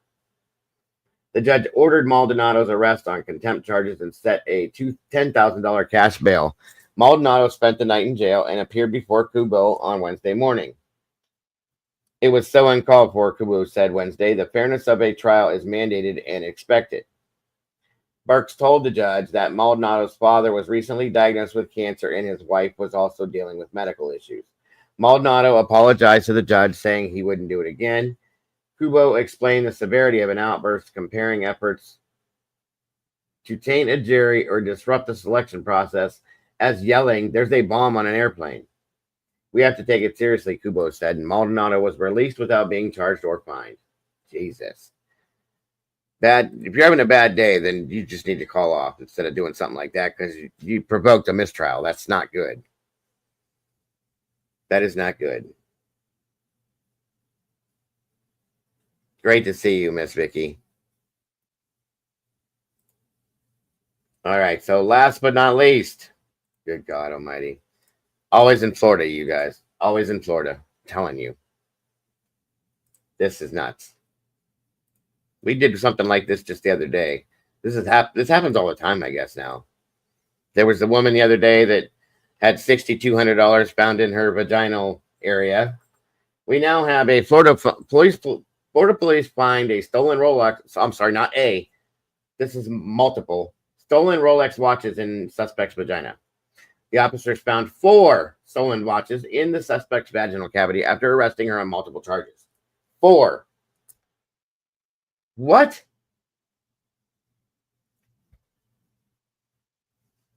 Y'all, what is the deal with this whole thing lately? Seriously. Miami Springs, Florida, police found 4 Rolex watches in a woman's vagina during a strip search. According to the Miami Herald, the woman stole a businessman's expensive Rolex watches while on a date. Delajuria Brookins, 29, met the Orlando man Ramon Diaz at a popular club in Miami Beach on January 8th. The couple later ended up at a hotel. After Diaz went to the bathroom to freshen up, he found his Crown Royal whiskey bag containing 5 watches valued at $108,000 gone. Diaz caught Brookins getting into a taxi with the bag and demanded she give the watches back. Brookins then beat him on the head with an unknown object and left. Ugh.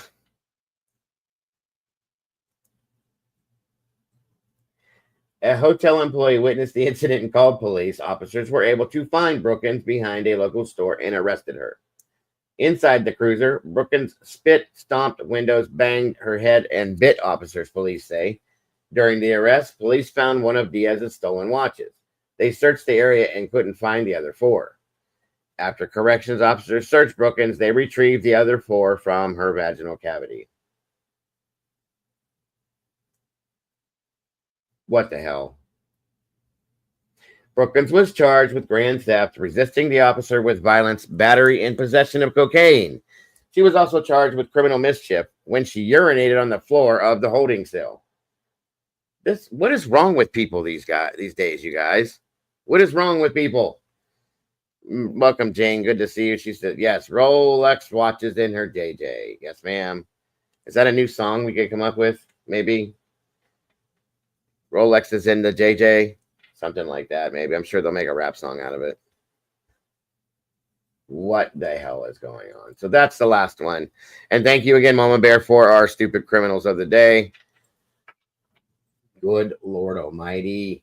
Good Lord. I don't even know what to say anymore. Guys, next up, of course, I like to run the Good Samaritan segment, I call it, where we have some positive stories about positivity out here.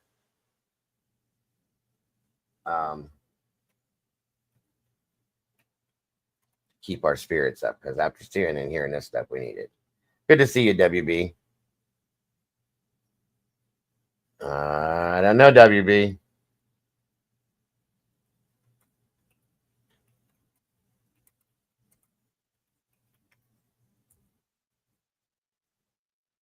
All right, let's see what we got here.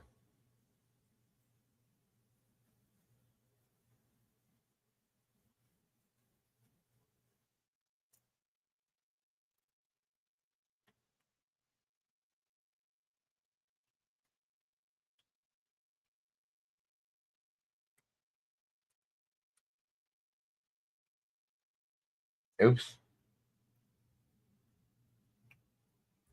Yes, Vicky. You. No idea. I mean, you're on point, but yeah.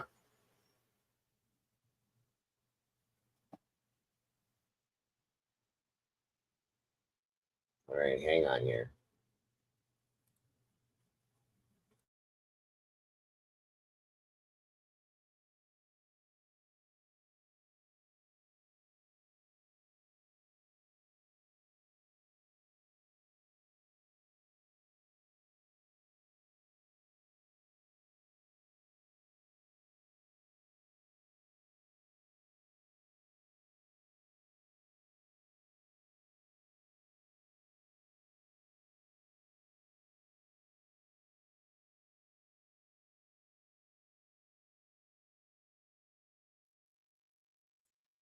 All right. Here we go. Hi, everyone. Superheroes are not always found on the pages of comics and on the big screen. Often, they are ordinary people who live among us.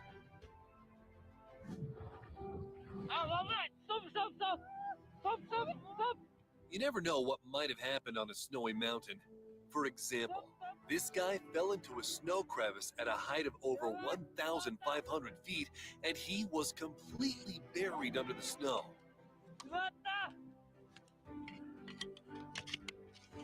But as his luck would have it, his friend was nearby who instantly began a rescue operation, and his story has a happy ending.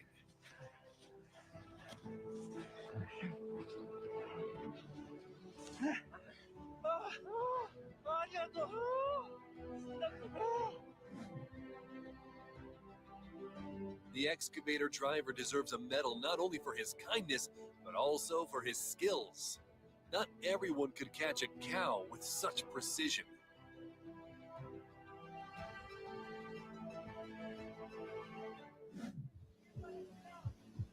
Such a turbulent river is too much even for extreme sports enthusiasts. Luckily, there were real professionals nearby who knew what to do. They told the woman to jump into the water, threw down a rescue rope, and finally pulled her out.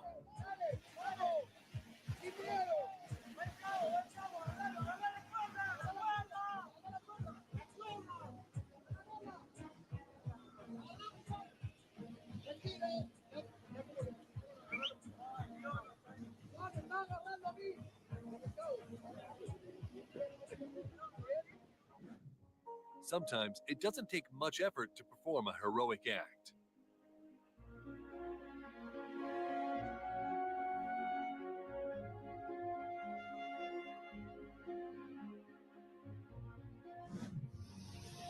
Fishermen noticed something strange in the sea and ended up rescuing 2 teenage girls who were carried into the open sea. You guys okay, or are you in trouble? Okay, stand by, we're getting you.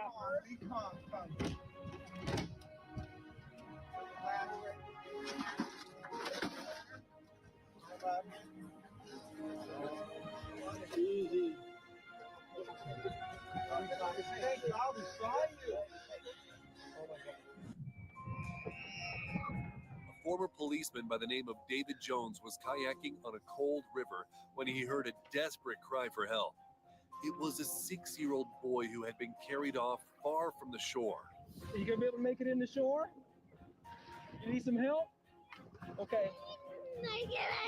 I know, just calm down, Calm down. Luckily, he was wearing a life jacket that prevented him from drowning. So I just need to be strong for a few more seconds.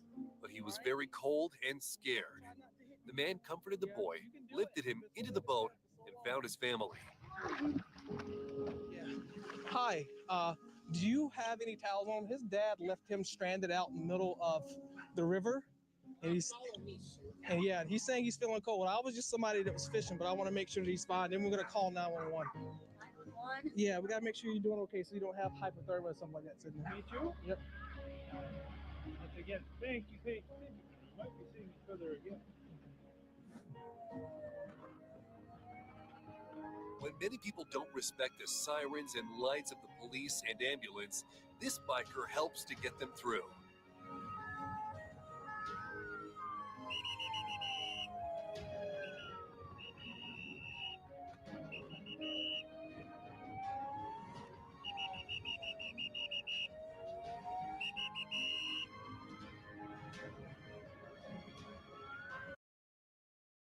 You know what? That's amazing. I'll tell you what. That's one thing that I absolutely detested.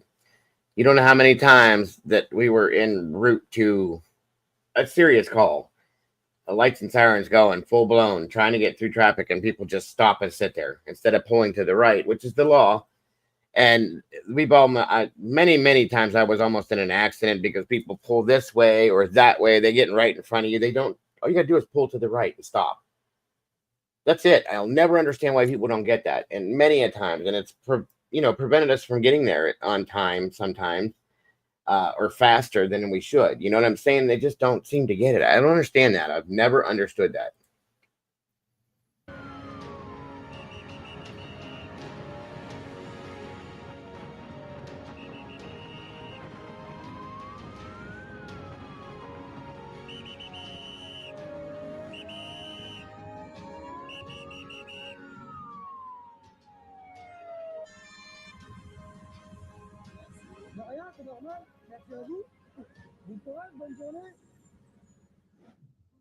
seal pups got tangled in a net, and these guys are determined to help them. It was very difficult because the net was tightly wrapped around the animals, but they succeeded. A wonderful deed. They're cute.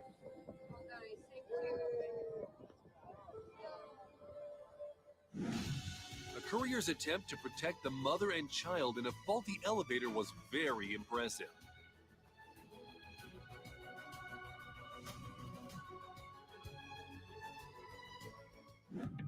Rescuers found an 11-year-old boy in the open sea after his family and volunteers called UK's emergency services.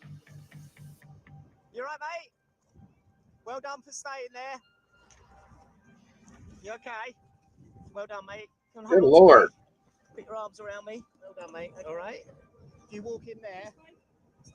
Well done. Well, this happened, sounds like over in Australia. Is this what you were talking about, end of the line? If it is, it's wild that I'm playing this and you brought that up. And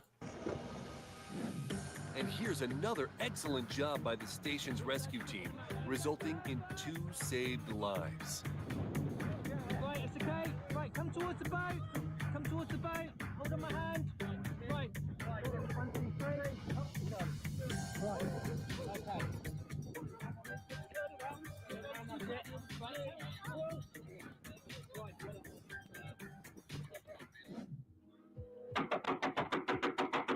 Why is this person knocking desperately on the door? Something must have happened. Can I help you? The house next door to you is on fire. Your house is almost on fire. Okay, thank you. The guy did everything possible to prevent his neighbors from getting hurt in the fire.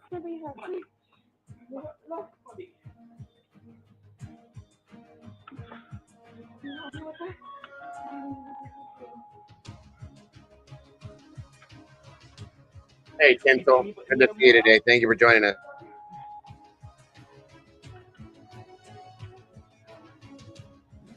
It's right there in bushes. Fire! Oh. Bushes.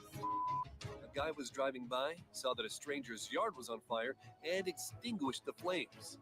Thanks to his timely response, the family didn't lose their home.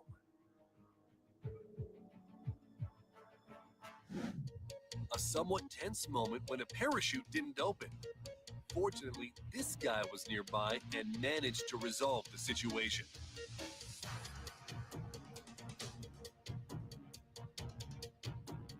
I understand what you're saying. Yeah, that makes sense. The Savio River overflowed in the Italian town of Cesena, flooding several areas. The residents of the lower floors, like this woman and her young son, were particularly affected as they found themselves trapped in their homes. What would they have done without the brave men from the neighborhood? They rushed to their aid without hesitation.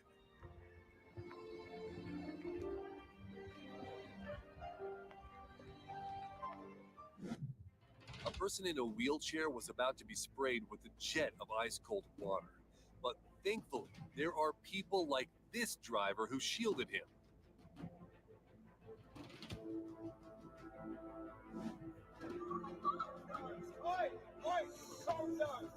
Shooting didn't go as planned when a passerby decided that a girl was really in danger.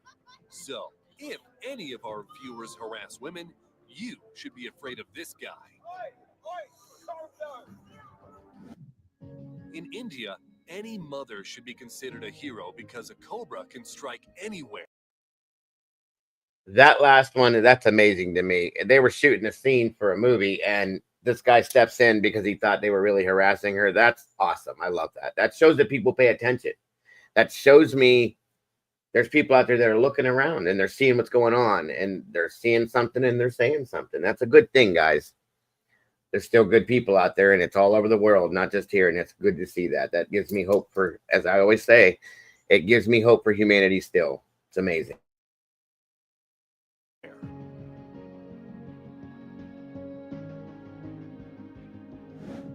A boy noticed that his grandmother couldn't get onto the ramp because of the snow. So he cleared it first and then asked a passerby to help her get up. He's so young, yet has such a big heart.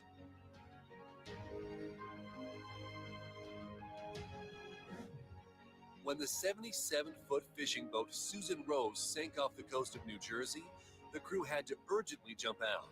And this man almost got hurt, though his crewmates pulled him out just in time.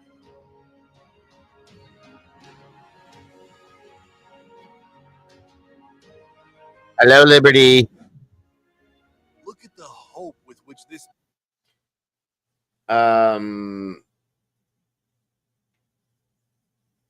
I'm not 100% sure, Jacob. We're going to be getting into that this afternoon if you want to jump back in then, and I definitely can answer some questions about that at that point for sure. That's a good thing, end of the line. That's a really good thing. Thank you for your question, Jacob. I appreciate it. dog looks at its rescuer, and he didn't let it down.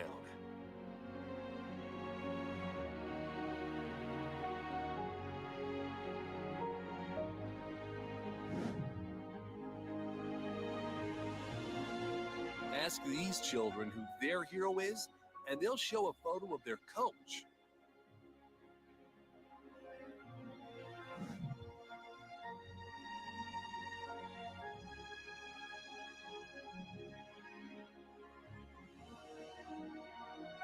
A baby manatee.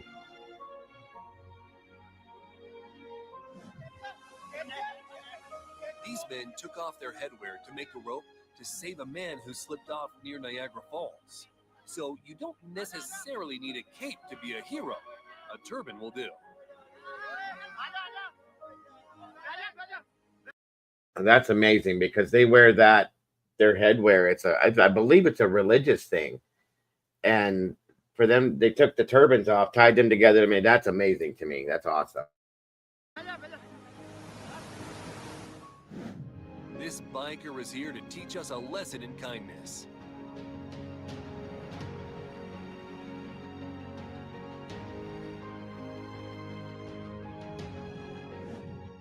A shopping mall employee helped a man with impeccable timing. It's as if she really does have superpowers.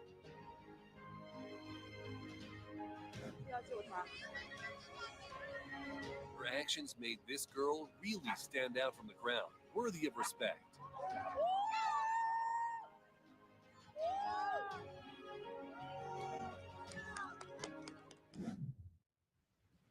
You accomplish a lot in a matter of seconds when you're a superhero. Yeah, we actually, I've done ice rescue when I was a first responder, and we used to, I guess it's not really a class, but we would give in services to show people different areas in the lakes that we covered where not to go because they had thin ice in those areas, and just would give maps to the areas that were more dangerous to be on in the local areas. So yeah, in a sense, I guess you could say that we did stuff like that as well, end of the line.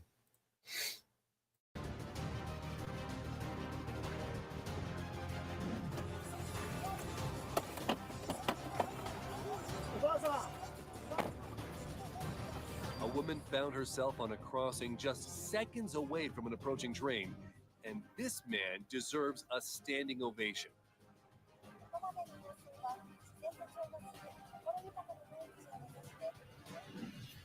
A stalker attacked a girl, and it definitely would have ended badly if it weren't for this brave person. Unfortunately, few people would have reacted the same. A car seems insignificant compared to saving a life.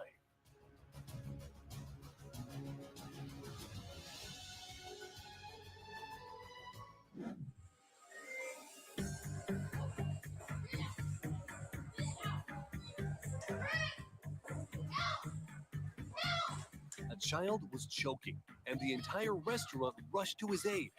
It's good that the world is full of compassionate people.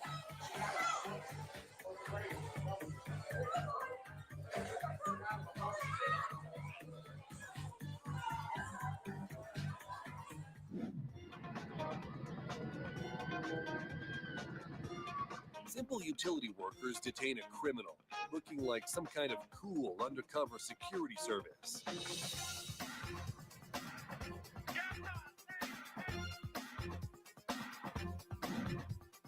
A couple caught this guy red-handed and the girl handed over the bags to her boyfriend before launching an attack. I hope the trees will recover.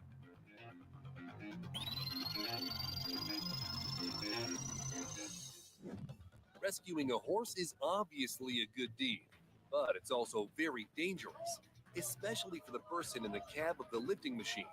So he's the main hero in this situation.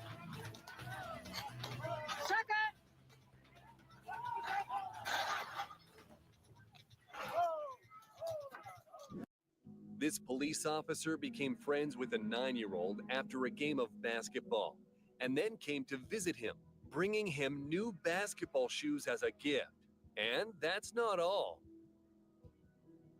Over the course of 3 months, volunteers repaired the house that belonged to 2 brothers who lost their parents and their grandfather and were left all alone. I'm so happy to see that there's good people. These passionate people hired 100 people to clear the plastic from a river and a forest in Bali. Just think about it. In 2 months, they have collectively gathered 150 tons of plastic. Perhaps, thanks to people like this, our planet still has a chance? During an earthquake, this schoolboy was less concerned about his own safety and instead stopped to help his classmate who has to use crutches.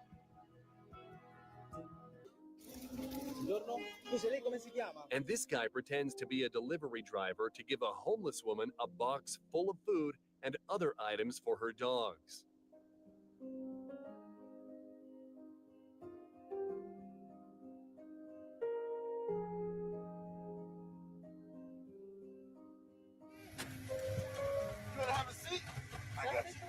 Usually no one is allowed in the cockpit, but this time they made an exception and fulfilled the dream of a 2-year-old boy who really wanted to experience it. You like it, buddy? There you go. Look at that. You want to face her, get a good photo in there? While many people didn't even notice another person's struggle, this man left his coffee with his kids and came to the rescue. What's your drink? Really? A homeless man named Tony dreamt of having a food truck to serve his signature tacos. And these guys fulfilled his dream in less than 24 hours, raising $40,000 and buying a van for him. I got big news! $49,122! A touching moment when the policeman is entertaining a baby whose mother was hurt to distract him.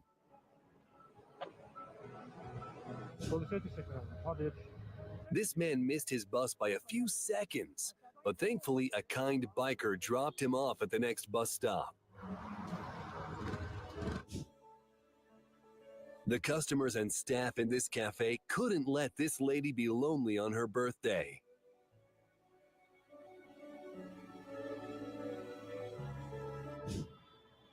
A blind boy takes his little sister to school to support her on her first day.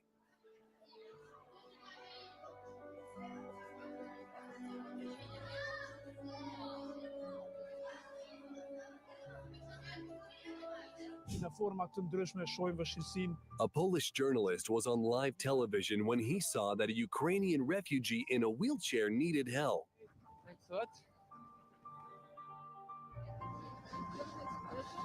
Give me this.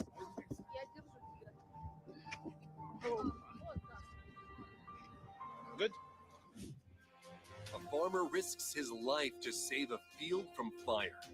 You'll be surprised to hear that it's not even his field, but his neighbor's. So double the respect for him.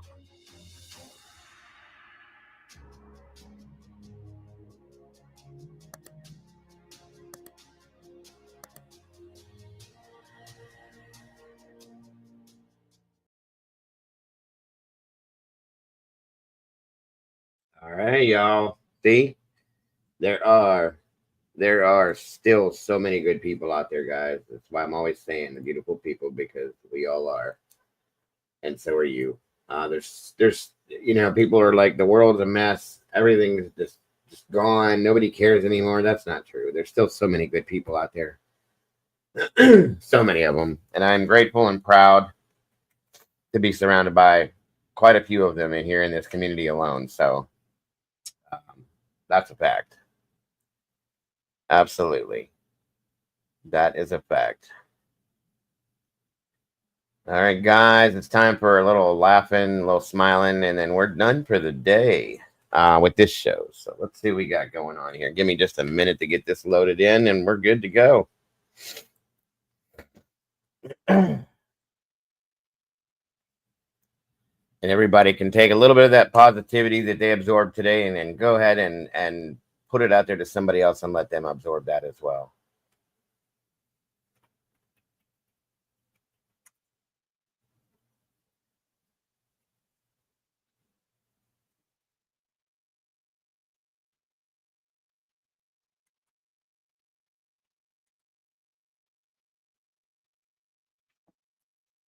No worries, SRB. Still trying to get this to load anyway.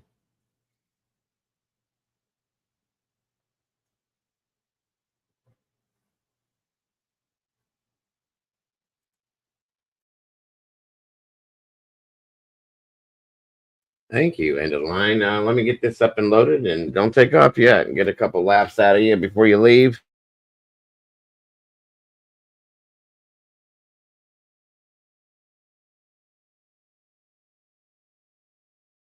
Thank you so much, Vicky. God bless. It's great to see you today.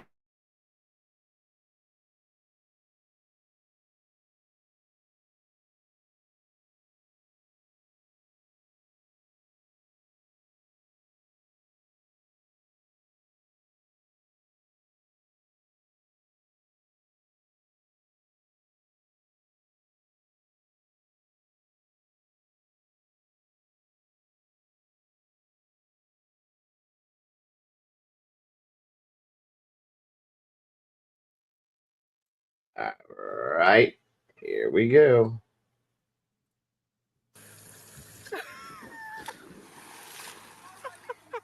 I'm impressed though.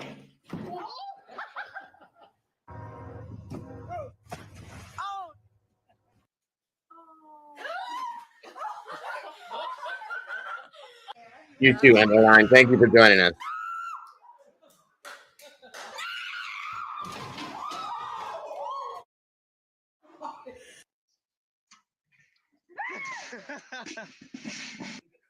Two, three.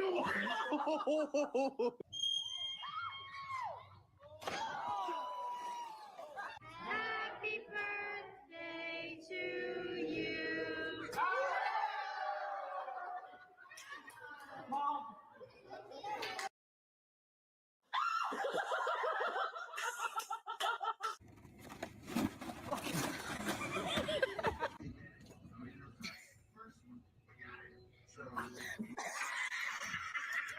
That's a big boy. Oh man, look at that. Dangerous.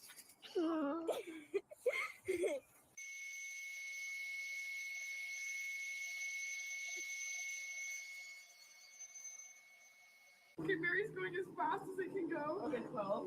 12, that's the fastest it can go. Yeah. Are you okay?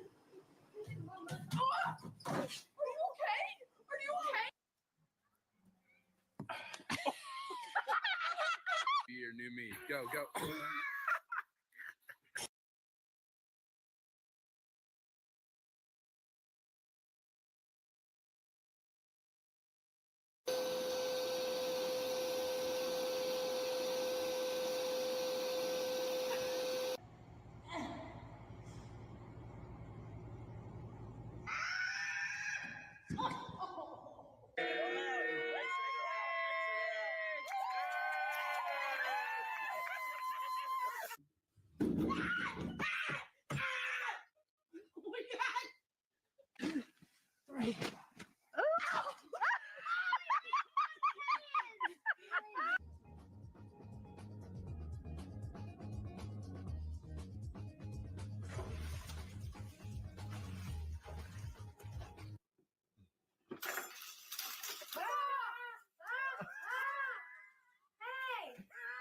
Okay, this is what I have to deal with.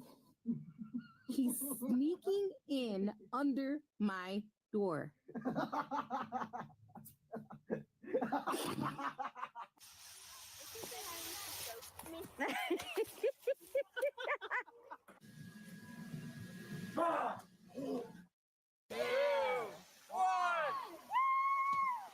Let go!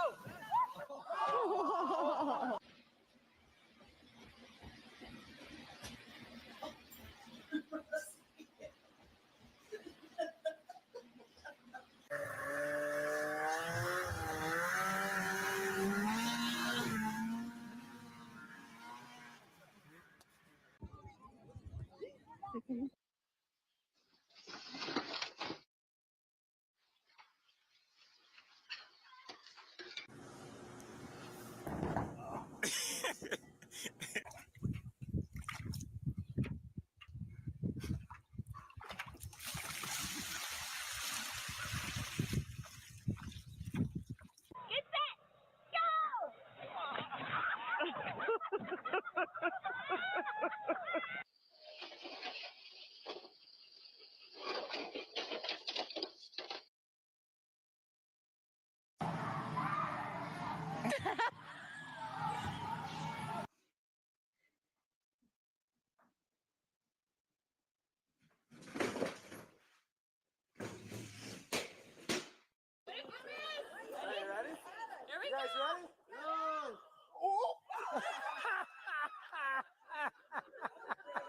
I don't know. Ease her out, Deb. Ease her out.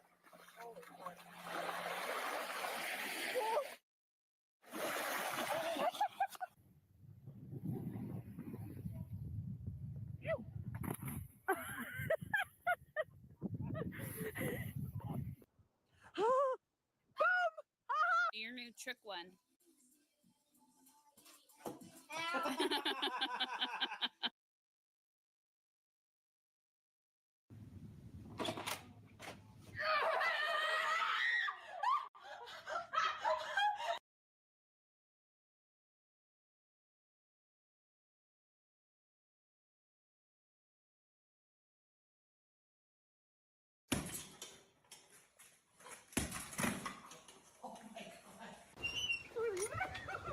Amber, have you ever seen a swing football?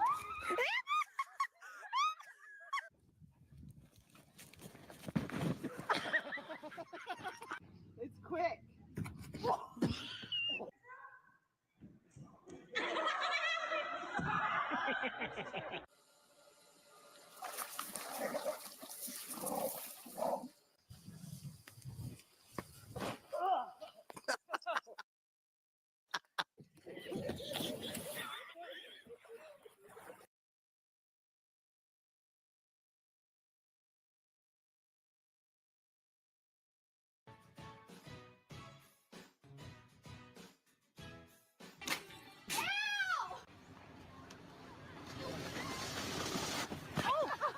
Oh my god!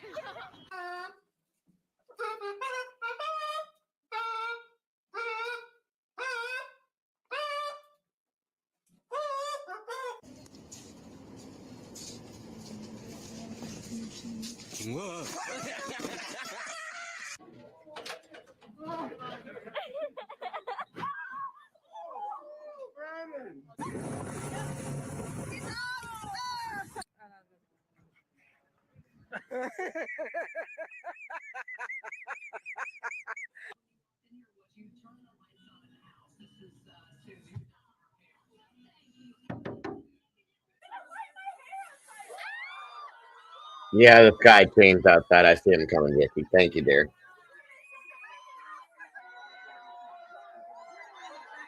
To celebrate.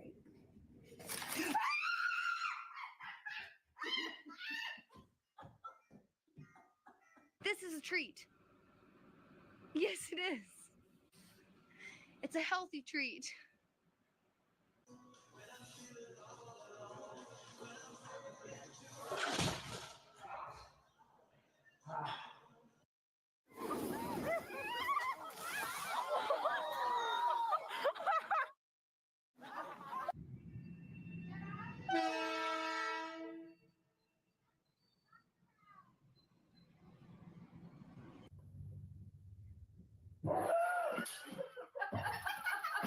Lord, have mercy. Help.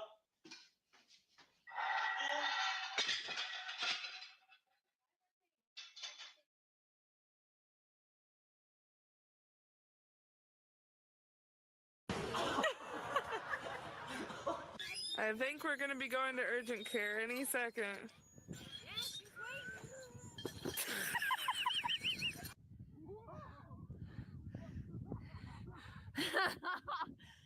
Jared face planet.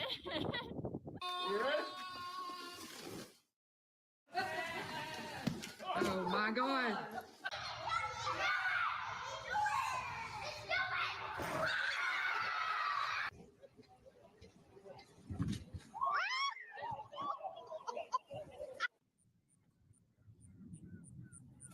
Ooh.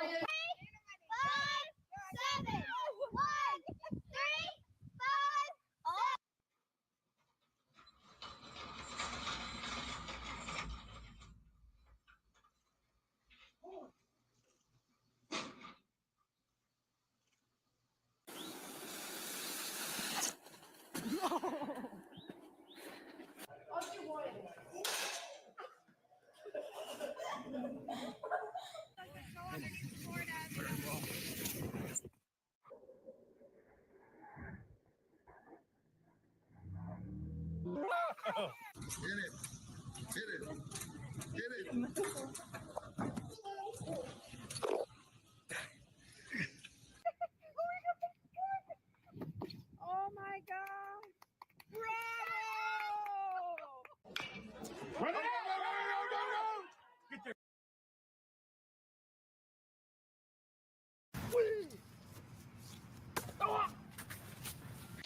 Start turning now.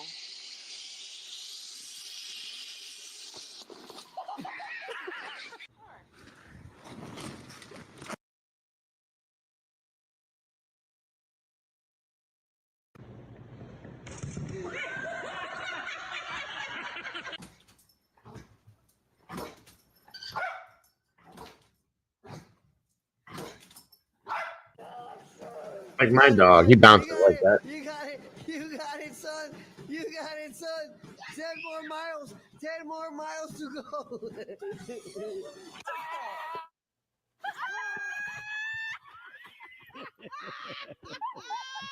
Oh, I didn't realize that. See him, I'm coming, buddy.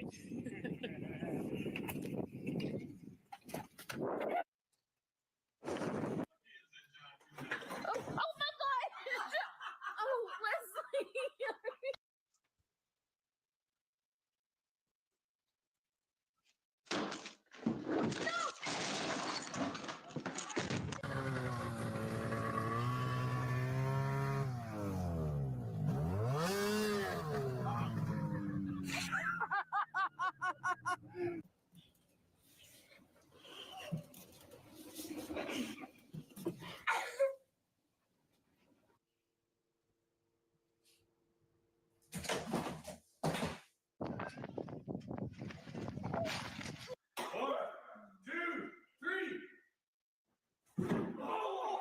Ow.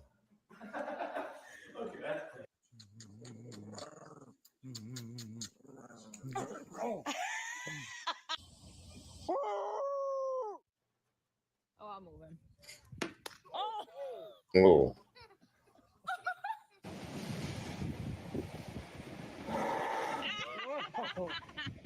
Oh, in the water. Oh no.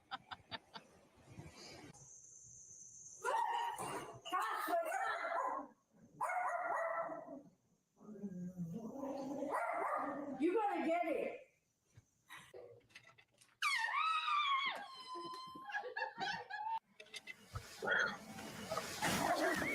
Oh, no. Ow.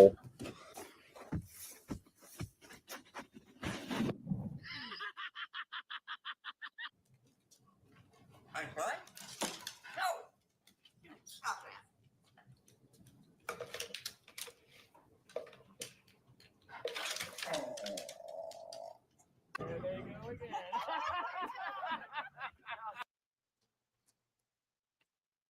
Oh, this is going to end badly.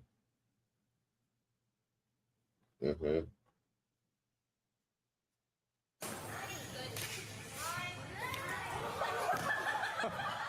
Awesome, man. Face plant. Oh, Jay. Okay, it's going. Yeah, it's going. Ah, And that was I good. have a visitor. He's not getting off my car. Bird. Bird, go away. I'm going to drive away.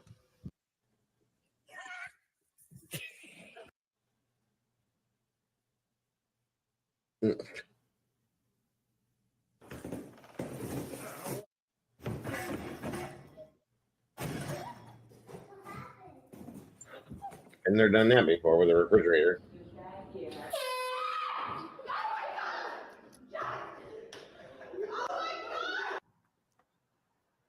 I told. Guess you can't leave, huh?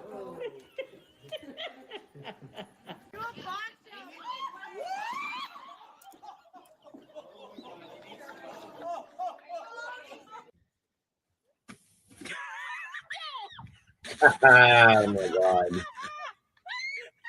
Happy birthday, dear.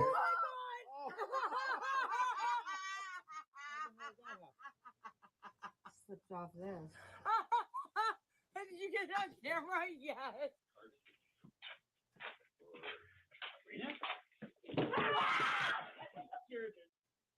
Well, see, we get ready to pick it up. Oh, good.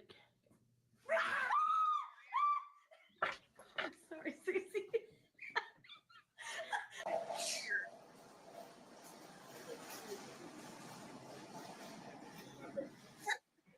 Have a great day, Vicky. God bless. Thank you so much for joining us. It was great to see you, and I hope to see you again soon.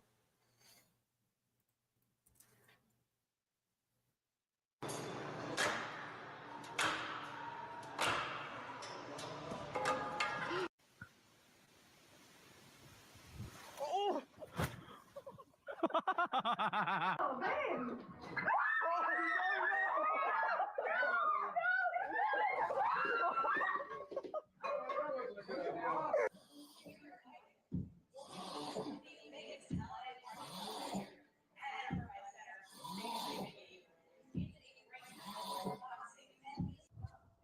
Good Lord, bro. Get a CPAP machine. Hey, you guys want to buy a pair of these bird glasses? Pretty cool, huh? Oh my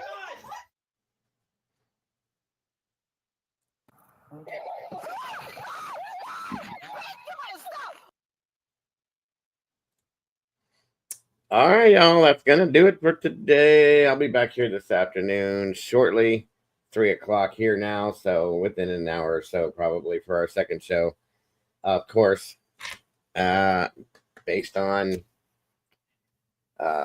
what everybody seems to want to do, we're going to be back in Idaho talking about some of the new mainstream stuff that's come out. And it's just going to be an open discussion about the case in general, whether it be the new documents, the old documents, some of the new stuff that's been said and stated in different shows that have come out. We're going to review what some of the new stuff is, basically. So join us for that, guys, if you will. Of course, mods will pop into our little meeting session after this if you're available. If not, no worries.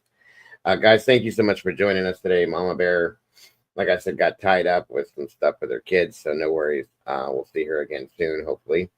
You guys are amazing. Thank you all so much again for joining us today. I hope you have an amazing rest of your day. For those I won't see here later, for those that I will see you then. God bless, guys. And again, don't forget to love yourselves and love each other. Don't change the thing. You guys are the beautiful people. And don't forget, guys, if you can't trust yourself, well, who else is there? So we'll see you guys soon. Have a great one, folks. Bye-bye.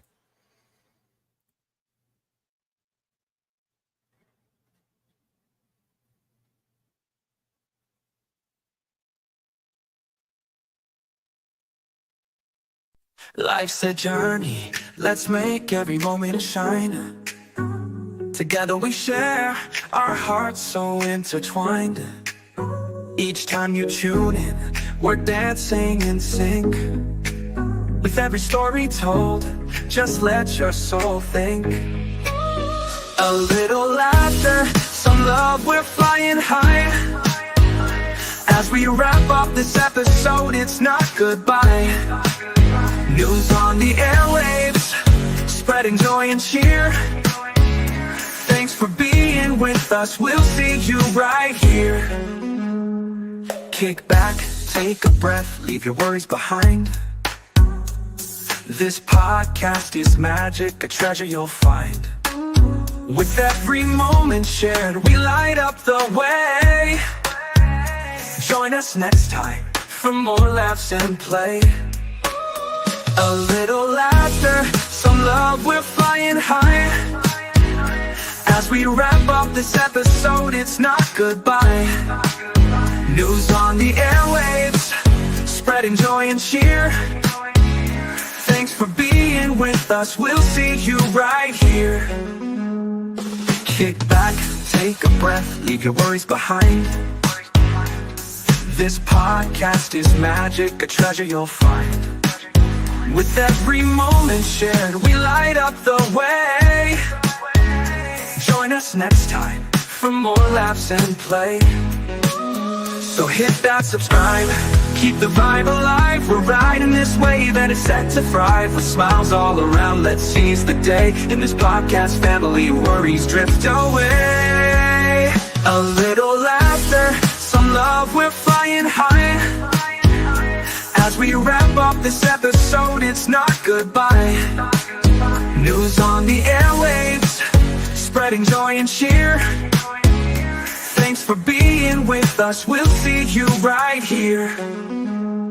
So gather round friends, it's time to reflect. In this joyful moment, what's next to connect? Let's cherish the laughter, the joy that we spread. Together we'll thrive until our hearts are fed. See you next time with stories anew. Can't wait to share more with all of you.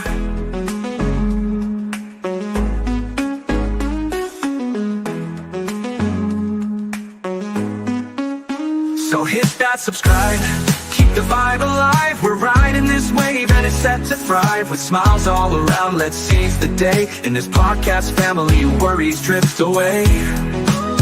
So hit that subscribe, keep the vibe alive. We're riding this wave and it's set to thrive. With smiles all around, let's seize the day. In this podcast family, worries drift away. So gather round friends, it's time to reflect. In this joyful moment, what's next to connect? Let's cherish the laughter, the joy that we spread. Together we'll thrive until our hearts are fed. See you next time with stories anew. Can't wait to share more with all of you. See you next time with stories anew. Can't wait to share more with all of you.